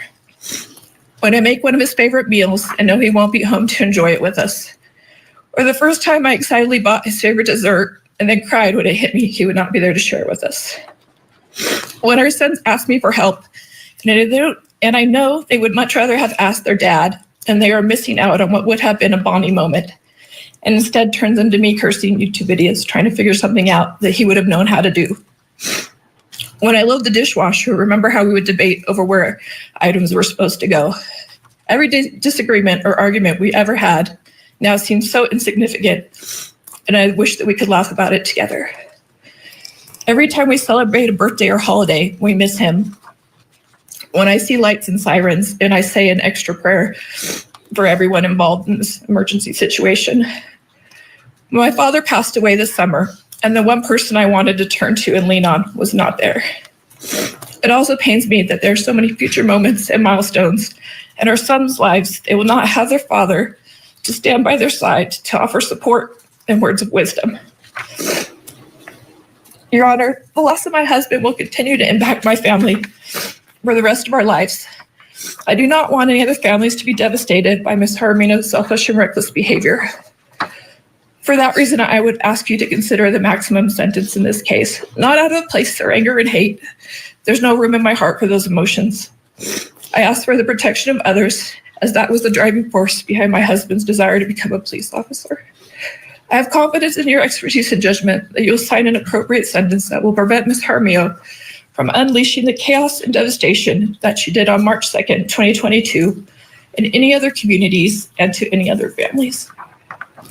Thank you, Your Honor. Thank you very much. Another very eloquent victim impact statement by the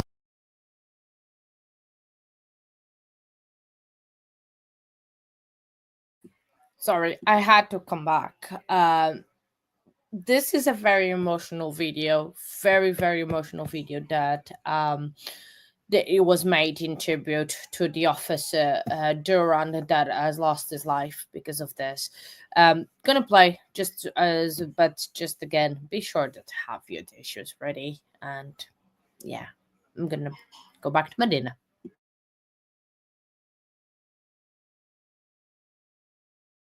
Somebody I believe in, hold on to me.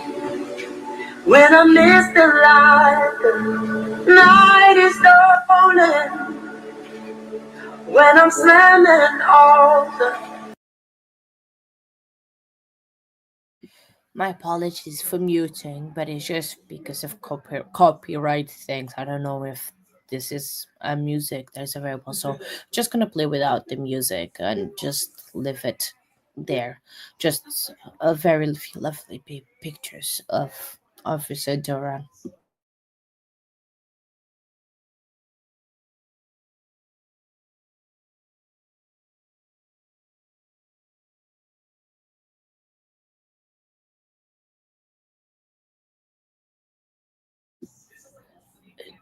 I'm just gonna kind of talk a little bit. I'm trying to be a little bit in more like a tone, soft voice, out of respect. It's a very incredible, sad story, and just see the pictures and watch the emotionalist defendant there just makes me appreciate more and more my loved ones and everyone in my life.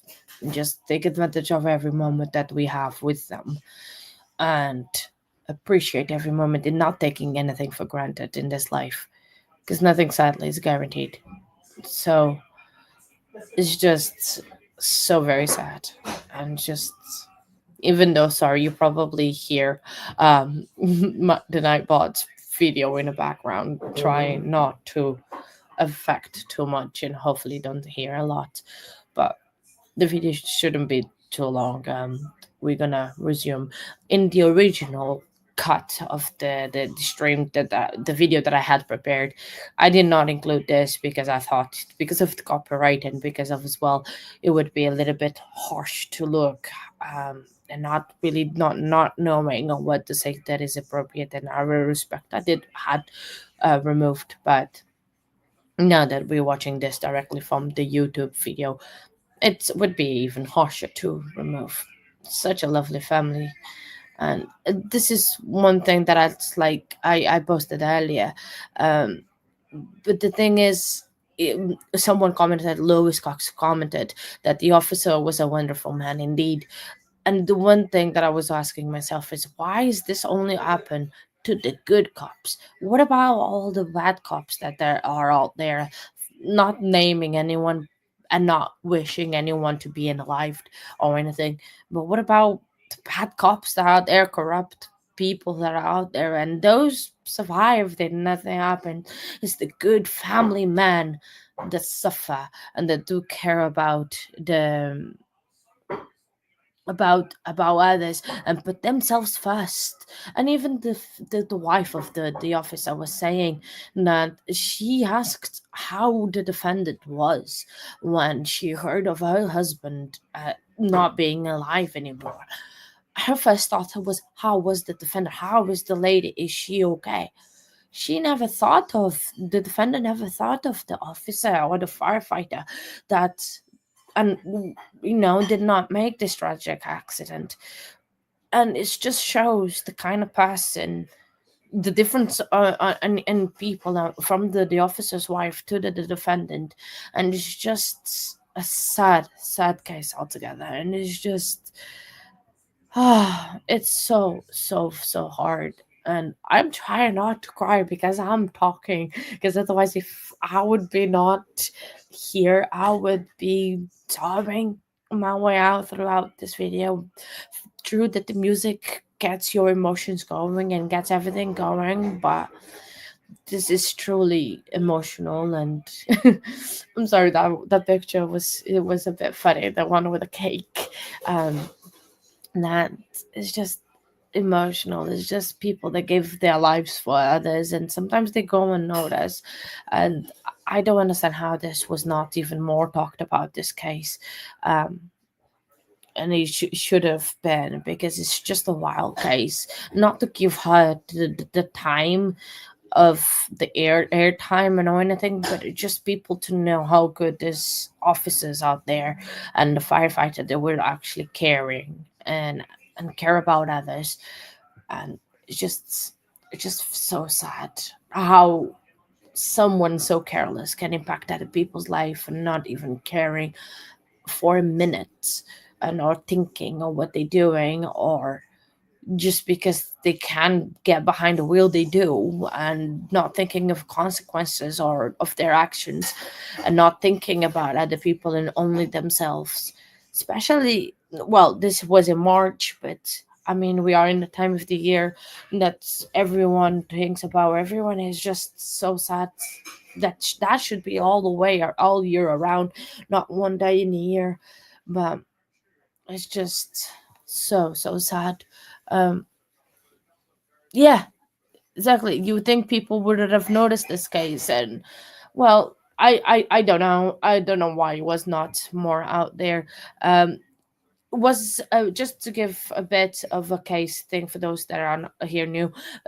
So she led the police and a firefighter into a police car chase in I-95 in New Mexico, and she was driving the wrong way around, and they the firefighter deviated from hitting her car and hit the patrol car by accident. And but she caused this because she was saying that she was kidnapped from she faked that she was kidnapped with someone in a car that had put gasoline on her, this guy called Mark Lopez, and that he was beating her and everything. But everything was found that was not true. That was all invented. She was she had alcohol and happy drugs on her system, fentanyl, the blue magic blue magic called drug. And yeah, so that's how this case came about and everything. This is not the first time that she did this. It was the third time that she had done this in the past year alone.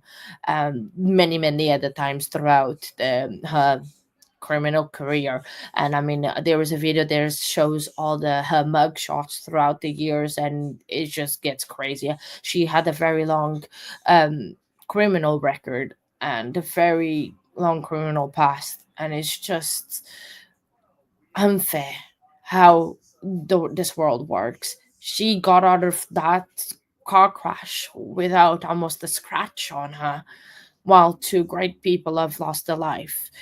And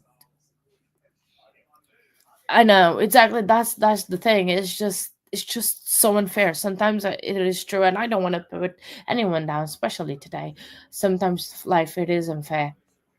And the video is now finished, so we can go zoom to the next part of this case, and I can get back to my dinner. Well, I'm not that worried, but let's get watching. I'm not forgetting to put it on the sound. You sit with a case, and I call it a case, but when you sit with facts and evidence and families and trauma and the law enforcement community and the Lovatos who we've been fortunate enough to get to know in the last couple of weeks as well. You sit with Sergeant Harwell, Agent Harwell, and District Attorney Carmack Altwise as we have as a team over the last 3 years.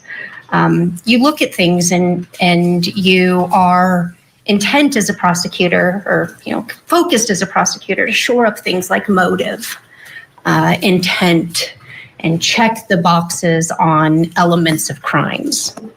That's connect the evidence to those elements and the facts. That is what we have spent our careers doing. But time and time again, families want to know why. And we have to tell them we may never know why. We're never going to be able to explain what led to Ms. Jaramillo's decisions and behavior. But even this case is a little bit different. And we've struggled with trying to understand what potentially motivated her that day. As the court knows, there was no legal justification or excuse presented in the form of incapacity, voluntary intoxication during trial, and it really does come down to behavior and conduct, and why she made the decisions over and over and over again on March 2nd, 2022, March 2nd, 2022, and the days that followed. And I don't want to minimize what she said in her letter in terms of her childhood trauma and whatnot, but we know a lot about Ms. Jaramillo and her behavior. We know about her criminal history, and what we can just focus on is potentially what caused this behavior on March 2nd, 2022, and caused her to commit murder and reckless vehicular great bodily injury, among other things, is that she'd gotten away with it. She had gotten away with this type of behavior counting back for her entire adulthood, going back to convictions of 2015, and we see it over and over and over again. She has zero regard for what other people's property, other people's value of life, and she has taken and taken and taken again, to the point that she made it a career out of it. We saw in videos that we played for the court that, she just gets up early in the morning, waits for people to start their cars so she can, make some money. That's her hustle. And she always knew that if, in fact, there was going to be someone who tried to pull her over, that she would flee the police, would step on the gas, put the pedal to the metal. And that's exactly what she did here. And was it because she'd gotten away with it in September in Cibola County, in October in Cibola County? We'll never know. But That's the only thing I can think of in terms of trying to shore up and trying to figure out the why. There's no moral excuse. We've talked about there's no legal excuse. There's no legal justification, but there is no moral excuse for her conduct and her decisions. It's been a pattern and a way of life for her to disregard the lives of properties, the lives of people and properties of others, always in favor of herself. Everything that she has done has been about her. I don't know if the court noticed during trial, but the only time that there was any sort of evidence of emotion, tears, sniffles, was when she was up on that screen. When it was her interviews being projected, or in District Attorney Carmack Altwise's closing, when it was the compilation of all of her different statements, that is when she reacted. There weren't reactions for the videos. There weren't reactions when the civilians who witnessed this crash were visibly still impacted. She showed emotion when it was her. That is all she has spent her life caring about is her.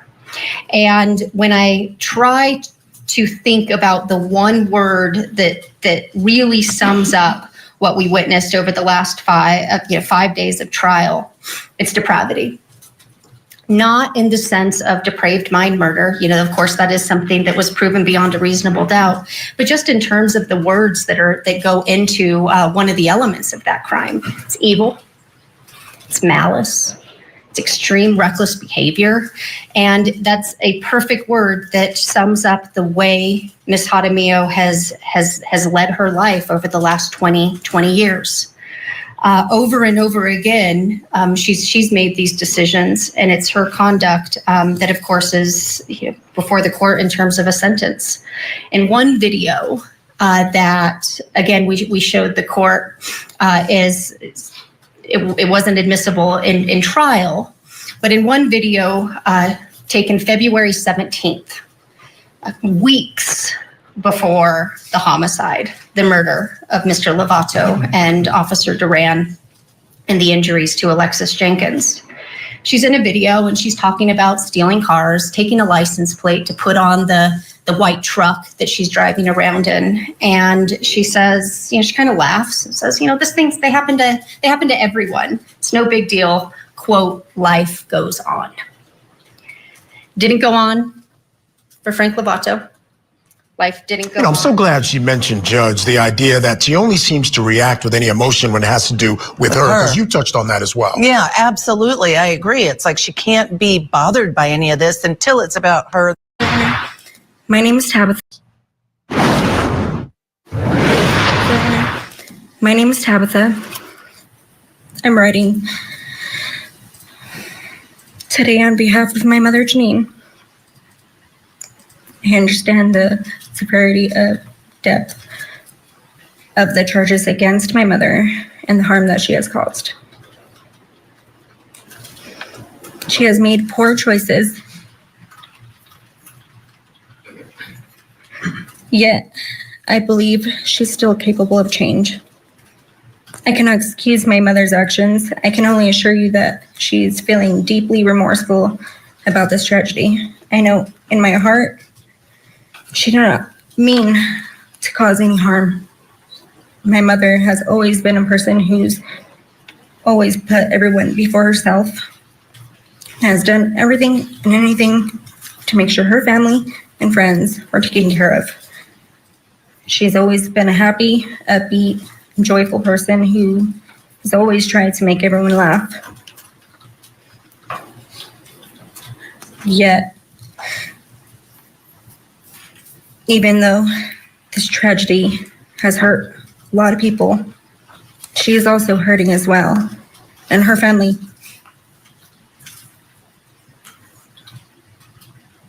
Her children are still growing up, still minors, who have to live their life without her. Her grandchildren, my youngest, Aria, has never even met her grandma. But we try to get through it. I respectfully ask that the court consider a lenient sentence. Thank you for your time. Sincerely, Tabitha. Thank you, Judge. There are some letters written by my client's grandchildren, and we would like them read into the record.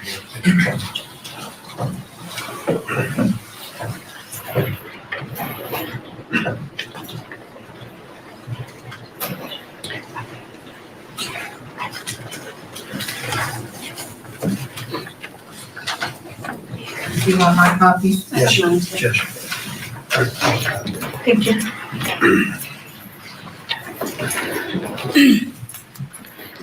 Hi, my name is Tabitha. First of all, I would like to say sorry for your guys' loss, for both your losses. And then I'm going to read from her family. We're going to go with her grandsons. My name is Angelo Cordo. I am 9 years old. What I want to say to my grandma, I miss you. I want you back. I just want you to stay the night one day. Also, I want you to spend the birthday with us because you haven't been with us. I love and miss you. Her second grandson. My name is Josiah Cordo, and I am 8 years old. Grandma, I love you with all my heart. I wish you were here right now. I'm super sad when you're not here. I'm so sad I'm not with you, and I cry. I'm super sad because my mom is crying and my brother is sad that we haven't seen you in a very long time. The best thing when you say to love me, you are the best, Grandma.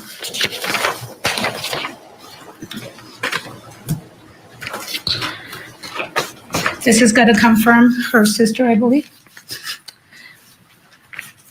Your Honor, it is with very heart and with great sadness that I write this letter. But I must say, my niece Jeannine has always been a very loving and kind woman, willing to help everyone, anyone in their time of need. That includes even homeless people that she didn't even know. She would hand out hats and gloves and even socks. In recent years, things have changed for her. Given all of her count records, it is very obvious to see that she needs counseling and rehabilitation, and also to feel that it would help to deal with her loss, that I know for the fact that she feels for the two men who lost their lives and their family members. Can you imagine having to live with that and not having any support or counseling? I'm also taking in consideration her children and her grandchildren, one of what she has not even met, and is only 1.5 years old. The pain and suffering that her children or grandchildren should not be able to see their mother or grandmother again. My question is, how do you tell other children who are too young to understand? Many people in Albuquerque say that it is well-deserved and that the family should have to suffer as much as she does. But just as the family of the victims are innocent, so are the children and grandchildren. I know you will be very fair in your decision. I thank you so much for taking time to read this letter. My prayers and also with you during this time. Cecilia Honora Garcia.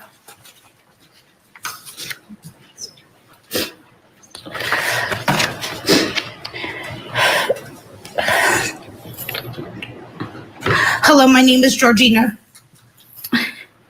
Jeannine Jaramillo has 5 kids and 6 grandkids that miss her very much. She was only 14 when she had Fernando, and she was a wife, and she always cooked for her kids hot meals, and she worked hard she worked and had her own trailer and vehicles. She is smart and learns fast, even speaking Spanish without being taught by her parents. She loves to talk to people, but she always was there to listen and not judge. We will miss you and hope the best for you. She grew up fast.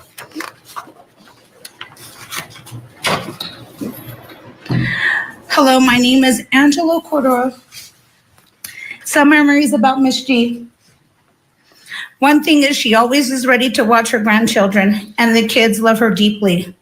Oh yeah, Miss G taught me how to get out of bed and make something of myself. Laziness was never accommodated in her code. Honestly, she taught me how to be a man, and I really appreciate her for that. Miss G, you always gave me a place over my head when I needed it to get me a job and make my own money. I know this is not a long letter, but I hope when Ms. G's heard this, it puts a smile on her face. Sincerely, Angelo. Thank you. Your Honor, may we approach? So predictably, during the reading by her own family, she's crying. Not one bit of me. This is a person with 5 kids and 6 grandkids. She's 49. Sorry, still digesting food. Oh, I'm not on the screen. Hang on. Sorry, I'm back. Hello. Oh, this is not a professional day. But now, like I was saying, now that was real chills. Now we're just skipping again the part. Again, not. Oh, there's still. Oh, I forgot. There's still one more. I think one more. Impact statement from the family of the defendant. I think the husband is gonna get on your I don't want to say nerves, but on your skin. Just listen. Travis, and I'm on behalf of Jeannine. She's a very good mother, grandmother. She's fun-loving. She loves people, animals. You know, we go outdoors. We spend time together at Sagebrush Church. We participate in their activities in the evenings and stuff. You know, she's not the kind of person that they're making her out to look like. She's not that kind of a person. You know, there was nothing premeditated about what she did. You know, we argued. She got in an accident. That's it. There's nothing else. So, you know, her children and her grandchildren need her a lot. And she's a big part of their lives, and she's a big part of my life. And, you know, I don't know how to say it. We've been in love for several years, and we don't want to lose that. You know, we send our condolences to the families for their loss, but you know, we weren't responsible for that. Jeannine has a future that she's been trying to accomplish as far as getting help for her problem of using drugs and stuff. Her mental state and her ADHD have her bouncing around, makes her look like she's, you know, doing stuff that she's not supposed to. But actually, she's not. She's just enjoying life. You know, when she's tippy-toeing around and stuff, it's just her. You know, she's not a violent person. She's very good with the grandchildren. And I've seen her just with other people. She's real friendly, and she's not she's not any kind of a person that would think of hurting anyone else. You know, it's unfortunate that we got into an argument. Every couple gets into an argument. You know, we just weren't able to settle that between ourselves without all this other mess getting involved. You know, I know that there was over 100 officers out. There was 3 helicopters in there. It didn't have to go to what it did. It could have, you know, it could have been stopped if they would have followed the protocol.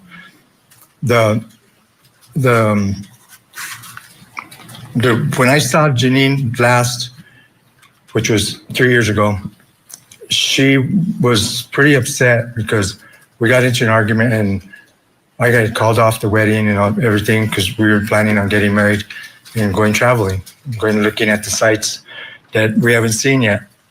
And, you know, I don't know how. I'm sorry, I have to pause it. It's not for real, is he? Did he just say if they had followed correct protocol, they would not have been in a life? She was the one that started driving away from them and caused the police car chase, and they was driving in the wrong direction. Is he really that delulu too? That is just saying this. Oh, I am sorry. Let's carry on watching. How much longer I have to live, and I wanted to enjoy that with her. You know, we're gonna go traveling, and now this is putting a big damper on everything. You know, I don't know what else to say, but please, Your Honor, have leniency. I know it looks bad, but I'm asking out of my heart, through God's eyes. I'm sorry again. Put the plans off of your wedding. What about the lives of the two people that are not here anymore in this mortal coil? How Kathy would have said. So he's sad because he's not gonna get his wedding anymore, not because two people are dead. I need to have some patience. I need to have some zen. Not with this dude. Also, I have another statement that I would like to read if I can. Silva's doing her sentencing. It's up to him. Judge, I've asked him not to read that letter, but he understands he has the right to read it. So you're saying yes? Even the defense attorney thinks it's a bad idea, him reading that letter. Even the defense attorney is against it. Even he knows it has gone too far, that statement. Honestly, this dude, I'm sorry, but this dude, I keep interrupting. My apologies, but this dude just keeps me, I don't know what the word is that is appropriate for YouTube for me to say, so let's just not say anything and carry on playing. Yes. All right. With all due respect to your court, in the record and for the record, I invoke my First Amendment rights as a witness to the actions of the DA's office. They are, in fact, in violation of the Right Thing Code of Ethics. Let me explain. My daughter and myself, we waited for everybody to leave, for our safety, for everybody's safety. Everybody was upset. I have extreme PTSD, and I can't control it. So I stayed here. The bailiff was standing there, and I told him, I can't go out there. So we waited for everybody to leave, and when we got outside, they were all standing in the hallway, laughing and clapping and patting themselves on the back for what, a political move? That's ridiculous. That's insane to be unprofessional. Yeah, and to be laughing at us. Even the defendant, sorry again, another break. Even the defendant is not liking. She's like, no. Even the defendant is saying like, no, dude, don't say this. Don't go that route. Is he honestly going, oh, I need to be more well behaved. I need to compose myself. But this dude is making it hard. Like, is he like a male version of Sarah Boone and Melody Ferris in one person? Because he's definitely gonna take the cake this year of absolutely ridiculousness. So sorry, yet again. Hopefully for the last time, let's carry on. Are they laughing because I'm a crippled veteran? Or are they laughing because we're Jeannine's family? That's ridiculous. They should be more professional than that. And I do want this on the record, just so it's known that she's in violation of the Code of Ethics of the state of New Mexico. I feel that it was petty actions of the DA to do such childish things.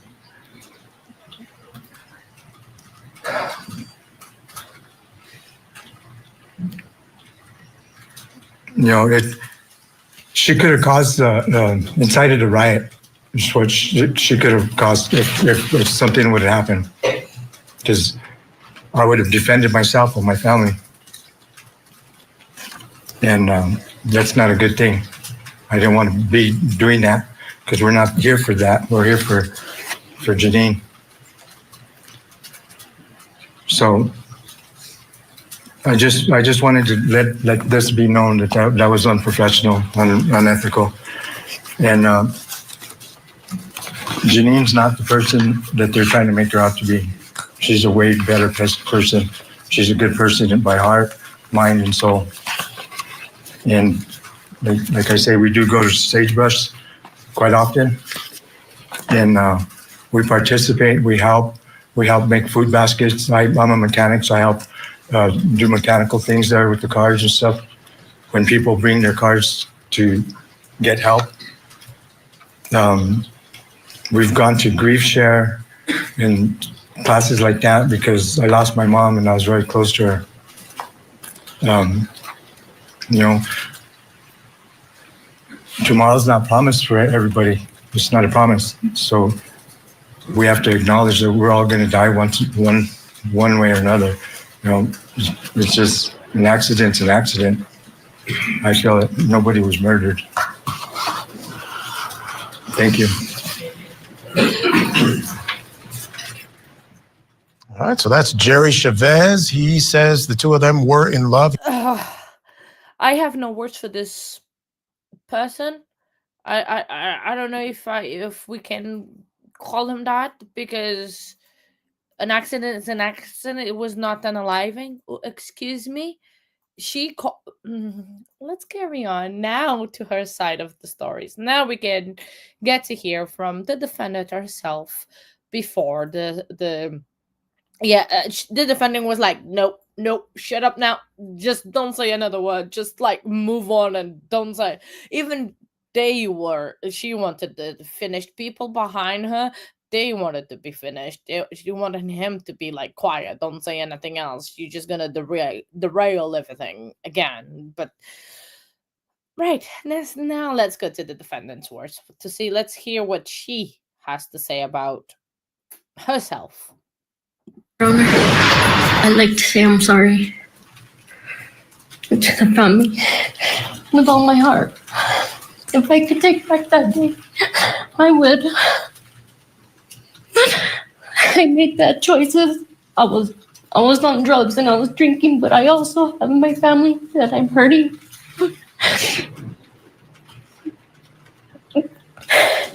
Putting me away many years is not going to bring them back. God knows. Okay, after you've apologized to them, address me, please. On that day, me and my fiance had a terrible fight. And we did let this get out of control. But I would never, ever plan on hurting anybody. Much less killing anybody. God knows what's in my heart.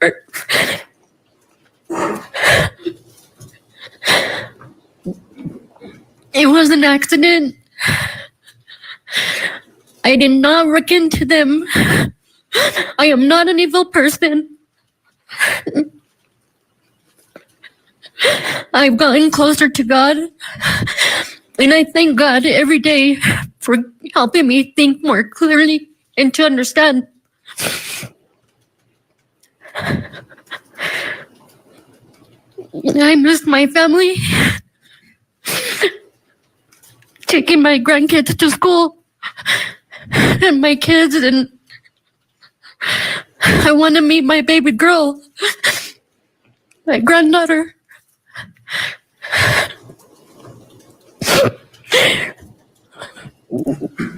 I'm not a bad person. I am so sorry for what I've done, for my actions. If I could take it back, I would. I would never hurt anybody. I didn't wreck into anybody on purpose. I would never do this. I know I've had hard times in the past, like similar to this, and what goes on inside of the person that uses drugs in their mind is that you just gotta run. You just run and you just go and you get away. You just try to take it all away. And that's coming from somebody who used drugs. I made bad choices and I've always tried to get away from that. I went to Crossroads for Women when I felt I didn't have any family, and they became my family. They helped me get an apartment. They had me get my kids back, Your Honor.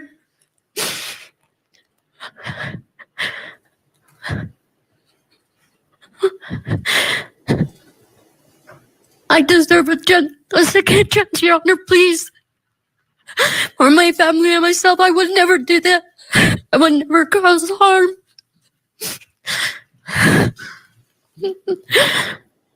I'm sorry.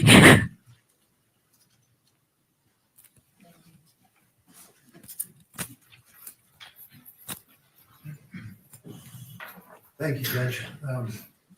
With that, on behalf of the client, she understands that she's facing some mandatory prison time. She does ask that you factor in her remorse. She asks that you factor in her history of drug use and being a victim of domestic violence, and run her charges concurrent. Thank you. Yeah, well, it's all fun and games until somebody gets hurt. Well, second chance, I think at this point would have been more than a second chance, because with the times that with her length of a criminal record, it would be more than a second. And well, now we have reached the end of the sentencing phase. Now we've reached the judge's remarks and thoughts about the case, and then she will hand out her sentence. And this is what we see: the old judge that we know very well from the Ana Gutierrez Reed case and from the Alec Baldwin case. And yeah, and then we can chat a little bit more about this case and how infuriating it was, and then preview what's gonna happen for the rest of the week. Myself along the way here.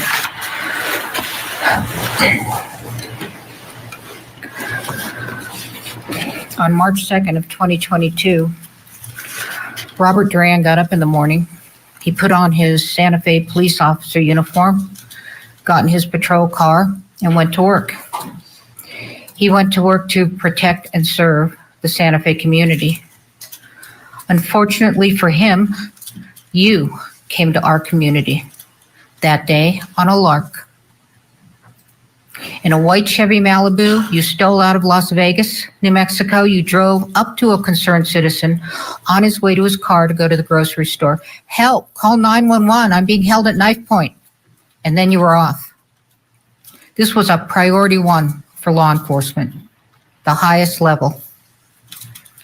Santa Fe police officers start searching for a vehicle matching the description given to the 911 operator, a white car, and they found you.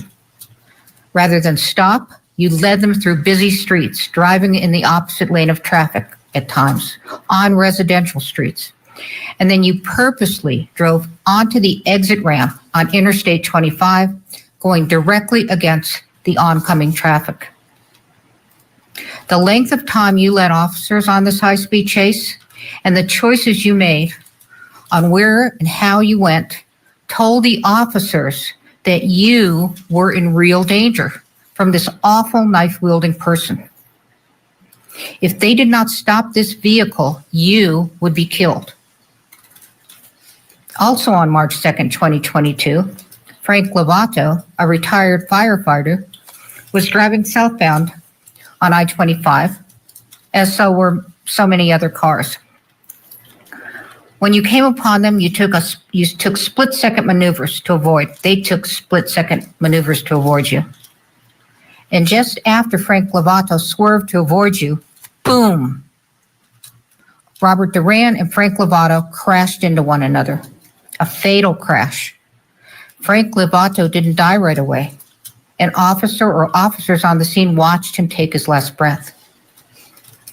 And after you sideswiped a truck trying to avoid a head-on collision with you, your tire flattened, your airbag deployed, and finally you came to a stop. Immediately you're out of the car. Did you ask if anyone was hurt? Did you plead for mercy for your depraved actions? No, you lied. I am talking. I was trying to get on the freeway the right way. I was trying to get If I'm sentencing you, I'm making observations, and you may not interrupt me. Did you plead for mercy for your depraved actions? No, you lied. You played the part of a freed hostage. He tried to kill me. I'm so scared. He's going to come after me. You kept this up from the time you exited your stolen vehicle, in the patrol car to the hospital, in the interview room while you were alone, knowing cameras were taping you. Police are so concerned for you.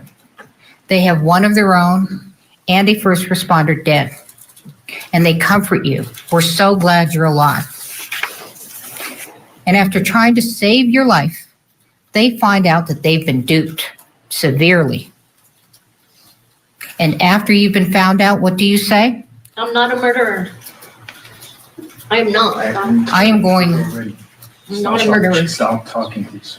Let my judge finish.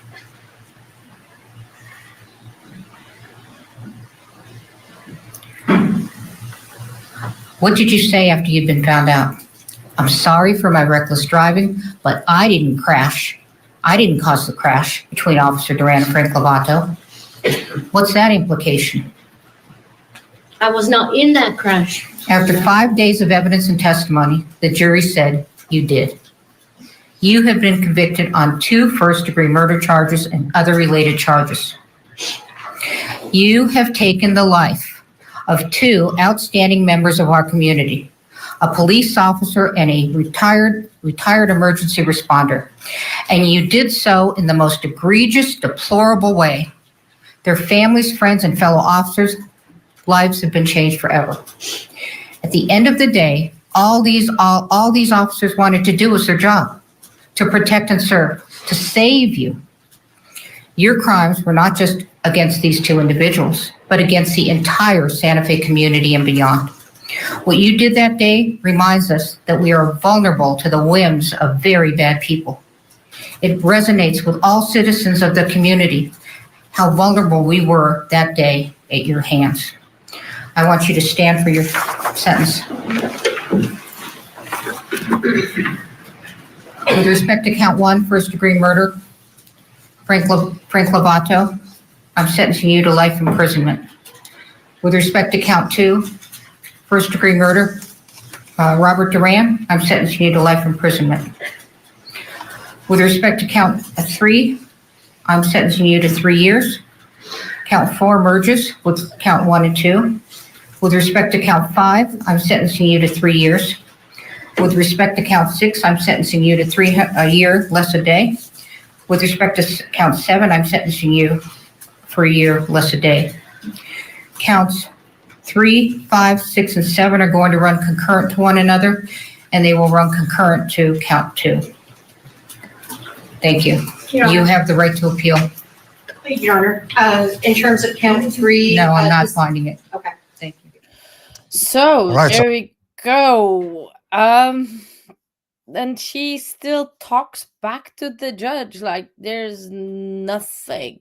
I mean, let's just put her on here on display a little bit more. I still in the screen. She's just unbelievable. She's talking back to the judge. I was like, are you for real?